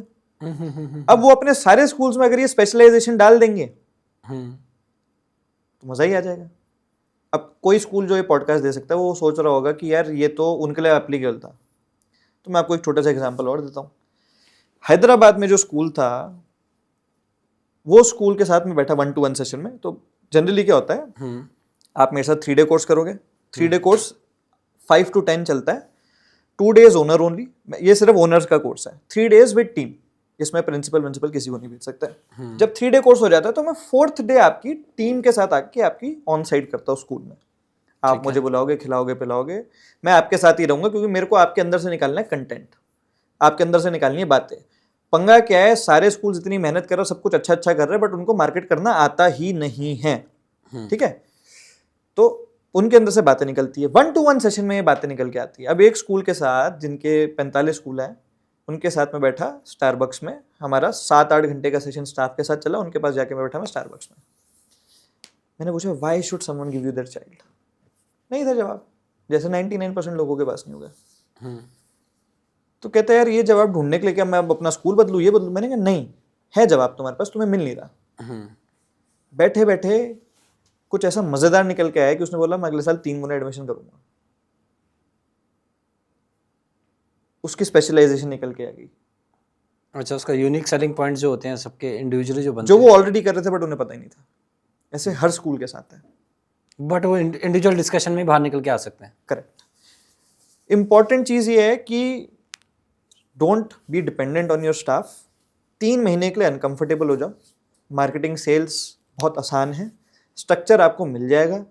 जब आप कोर्स में आओगे तो आपको 10-15 अपने जैसे ही और स्कूल ओनर्स मिलेंगे जो बैठे बैठे आपको सारी चीजें सेम बताएंगे। जब वो 10-15 लोग साथ में बैठे होते हैं ना, तो बैंगलोर वाले को लगता है कि जी Tier 2 सिटी का पेरेंट Tier 3 सिटी का पेरेंट बड़ा अच्छा है। Tier 3 वाले को लगता है कि जी हमारा पेरेंट बैंगलोर जैसा नहीं है, उनके पास पैसा बहुत है। भाई साहब इतनी मजेदार चीज निकल के आई, Tier 1 सिटी का parent is much worse than Tier 4। सियाना पेरेंट हो जाता है ना, तो जैसे ही वो सियाना हो जाता है वो ज्यादा खून पीता है। मेरे Tier 2 Tier 3 वाले जितने भी कस्टमर्स है वो सारे यही रोते रहते हैं कि जी हमारे पास आपके जैसा कस्टमर नहीं है, इसलिए हमारा काम नहीं हो पा रहा। दैट मीन्स ओवर ज्ञान टॉक्सिक बना देता है लोगों को। हाँ, ओवर ज्ञान टॉक्सिक बना देता है। तो आओ स्ट्रक्चर में बैठो, अपने जैसे लोगों के साथ बैठोगे और आपको बहुत सारी चीजें मिल जाएंगी। ठीक है, तो अब सौम्यक अगर हम इसको कंक्लूड करना चाहें सेशन को, और जो डेलीगेशन शीट के बारे में हमारी बात हुई थी कि डेलीगेशन क्या कैसी चीज़ें हैं जो उनको करनी है, जो हमारे व्यूअर्स हैं, तो उसको आप मतलब कैसे कम्युनिकेट करोगे इस चीज़ को, क्योंकि क्या पॉइंट्स हैं जिसको इनको काम करना है इस पॉडकास्ट के बाद। ओके, हेलो, आपको सबसे पहले लिंक में जाओ, नीचे डिस्क्रिप्शन में आपको एक लिंक मिलेगा www.soumyakpathak.com। उसके अंदर आपको कुछ कैलकुलेटर्स मिलेंगे। उसी के अंदर आपको कुछ ऑडियो रिकॉर्डिंग्स भी मिलेंगी कुछ स्कूल्स के टेलीकॉलर्स की, वो क्या ब्लंडर्स करते हैं। आपके स्टाफ फॉर श्योर 100% वही सेम गलतियां कर रहे होंगे। उस वेबसाइट पे जैसे ही आप जाओगे तो आपको एक प्रॉफिट कैलकुलेटर मिलेगा, उसका लिंक आप अपने अकाउंटेंट को भेजो। आपको फिर मिलेगा ROI कैलकुलेटर। उसके अंदर आपको ये समझ आएगा कि आपके प्रोजेक्ट की कॉस्ट क्या है, आपका रेवेन्यू पर स्क्वायर फुट और कॉस्ट पर स्क्वायर फुट क्या है। Revenue per square foot and cost per square foot ideally is the best model to gauge what your school is doing. Second, आपको पता चलेगा आपका वैकेंसी लॉस कितना आ रहा है। 100 सीट खाली हैं, 50 सीट खाली हैं, 200 सीट खाली है, 250 सीट खाली हैं, तो आपको उसका दर्द कितना पड़ रहा है वो आपके लिए जानना जरूरी है। जब आप ये 2-3 चीजें आपको समझ आ जाएंगी तो नीचे आपको आएगा, आपको अपने पिछले साल के नंबर्स निकालने पड़ेंगे। इसमें मैंने देखा नॉर्थ इंडिया के स्कूल्स काफ़ी स्लो है वर्सेस साउथ इंडिया के स्कूल्स। नॉर्थ इंडिया के पास पूरी प्रॉपर MIS नहीं होती, तो तो आपकी वेबसाइट पे कितने लोग आए, आपको इंक्वायरी कितनी है, यहाँ पे विजिट कितनी हुआ और आपके एडमिशन कितने हुए। अगर आप कोई ERP या कुछ ऐसा यूज़ करो तो वेल एंड गुड, वरना आपको मैनुअली निकालने पड़ेंगे। तो सपोज आपको 1000 इंक्वायरी आई, उसमें से आपको 500 लोगों ने विजिट करा और 250 लोगों ने एडमिशन दिया, तो आपको ये गैप से समझ आ जाएगा कि अब आपको अगले साल कितनी इंक्वायरी चाहिए अपनी सीट्स पूरी करने के लिए, 1000 सीट्स करने के लिए, और कितने आपको विजिट्स चाहिए और कितने एडमिशन चाहिए, और इन नंबर्स पे आपको वर्किंग चालू करनी है। जब आप ये कर लो तो आपको अपनी ऐप डेवलपर, वेबसाइट डेवलपर को कॉल करना है, मार्केटिंग वाले बंदे को बोलना है कि पहले मेरी वेबसाइट पे एनालिटिक्स लगा। उसके बाद SEO अगर आप कर रहे हो तो उसको रोक दो। You can call me, you can talk to me, I will guide you exactly how it is to be done. Facebook पे boost, post, follow page, social media marketing, जितने भी आप ऊपर के खर्चे कर रहे हो, प्लीज स्टॉप देम। जब आप ये सारी चीजें कर लोगे तो आपने अपने स्टाफ को बोलना है गूगल कीवर्ड प्लानर खोले और देखे कि आपको कितने लोग ढूंढ रहे हैं, आपके कॉम्पिटिटर को कितने लोग ढूंढ रहे हैं, और वहां पे जनरली इन जनरल स्कूल कितने ढूंढ रहे हैं। अगर नया स्कूल खोलने वाले हो तब आपके लिए यूजफुल है, एग्जिस्टिंग स्कूल है तब आपके लिए यूजफुल है, आप किसी को फ्रेंचाइज कहीं पे देने वाले हो तब आपके लिए टूल बहुत यूजफुल है।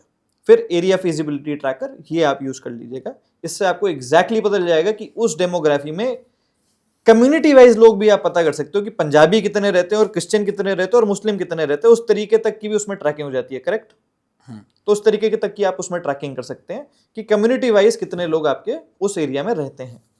जब आप ये सारे काम कर लो, वेबसाइट पे आपने इंक्वायरी डलवाई किसी नए नंबर से, देखो कितने टाइम बाद आपको वो इंक्वायरी आई, कितने टाइम बाद आपको कॉल आया।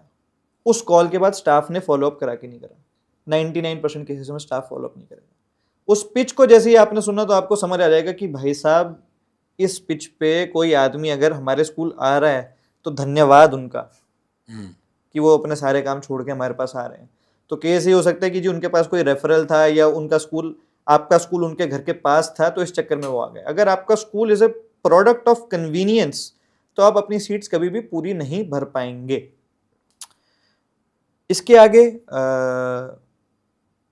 क्यूरेट करो, अपने स्टाफ के साथ पूरा स्कूल घूमो और उन्हें बताओ कि ये स्कूल मैंने क्यों बनाया है, कैसे बनाया है, इस टेबल का पर्पस क्या है, यहाँ पे हमने ये क्यों करा है, यहाँ पे हमने ये क्यों करा है। जब तक आप वो पूरा विजन नहीं देते हो तब तक आपके पेरेंट को कुछ भी, आपके काउंसलर्स को और आपके स्टाफ को समझ नहीं आएगा। And last and the most important thing is, अगर आप if you do not change the way you are doing marketing for your school, if you are doing cute marketing, best school in Bangalore, most international students, और ऐसी अगर आप बातें करोगे तो मज़ा नहीं आएगा, पेरेंट आपको इंक्वायरी नहीं डालेगा। मार्केटिंग की साइंस हमेशा सिंपल रही है, stab and twist, pain, solution, sale. जब तक आपका ये फ्रेमवर्क रेडी नहीं होगा तब तक आपका काम नहीं चलेगा। Last and most importantly, schools, unfortunately I am seeing a decline in admissions everywhere, even if you are a very big group. किसी एक ग्रुप के साथ काम करते हैं, उनके 150-180 स्कूल्स हैं, 250 स्कूल्स हैं, उन्होंने 4 स्कूल इस साल खोले नहीं क्योंकि उनके बाकी स्कूल्स में डिक्लाइन हो रहा है। पॉपुलेशन डिक्लाइन है, पेरेंट्स पे ऑप्शंस बहुत हो गए हैं, और जब जैसे आज की डेट में इलॉन मस्क को कंपटीशन हो गया एकदम से BYD से, और एप्पल को एकदम से कंपटीशन हो गया ओप्पो और वीवो से, तो स्कूल्स के साथ भी सेम ही कॉन्सेप्ट हो रहा है, सप्लाई इज एक्सीडिंग डिमांड। तो then you must change yourself rapidly, then you must specialise into a niche. अगर वो नहीं करेंगे तो मज़ा नहीं आएगा। Okay, so thank you for watching this podcast, और आई एम श्योर आपने ये सारे पॉइंट्स के नोट्स बना लिए होंगे जो अभी सौम्यक ने बताए। आप एक बार इन पॉइंट्स को एप्लीकेबल करके देखिए अपने सिस्टम में, और आइडेंटिफाई करके देखिए कि करंट सिस्टम में कितने गैप्स हैं। इन गैप्स को अगर आप आइडेंटिफाई कर पाते हैं और आपको स्टिल नज़र आता है कि ऐसे चैलेंजेस है जिसको आप कंट्रोल नहीं कर पा रहे या जिसको आप मैनेज नहीं कर पा रहे, तो नीचे जो soumyakpathak.com वेबसाइट है, आप उसमें जाके सौम्यक से बात कर सकते हैं, अपनी कंसल्टेशन बुक कर सकते हैं। उससे आपको पर्सनलाइज कॉन्वर्सेशन में वो चीज़ आइडेंटिफाई हो जाएगी, कैसे आप फिगर आउट कर सकते हैं उन सॉल्यूशंस को जो अभी आप आइडेंटिफाई नहीं कर पा रहे हैं, व्हाट्सएप में आपको उसमें पर्सनली वो सारी चीज़ें गाइड कर देंगे। Thank you so much. नमस्कार।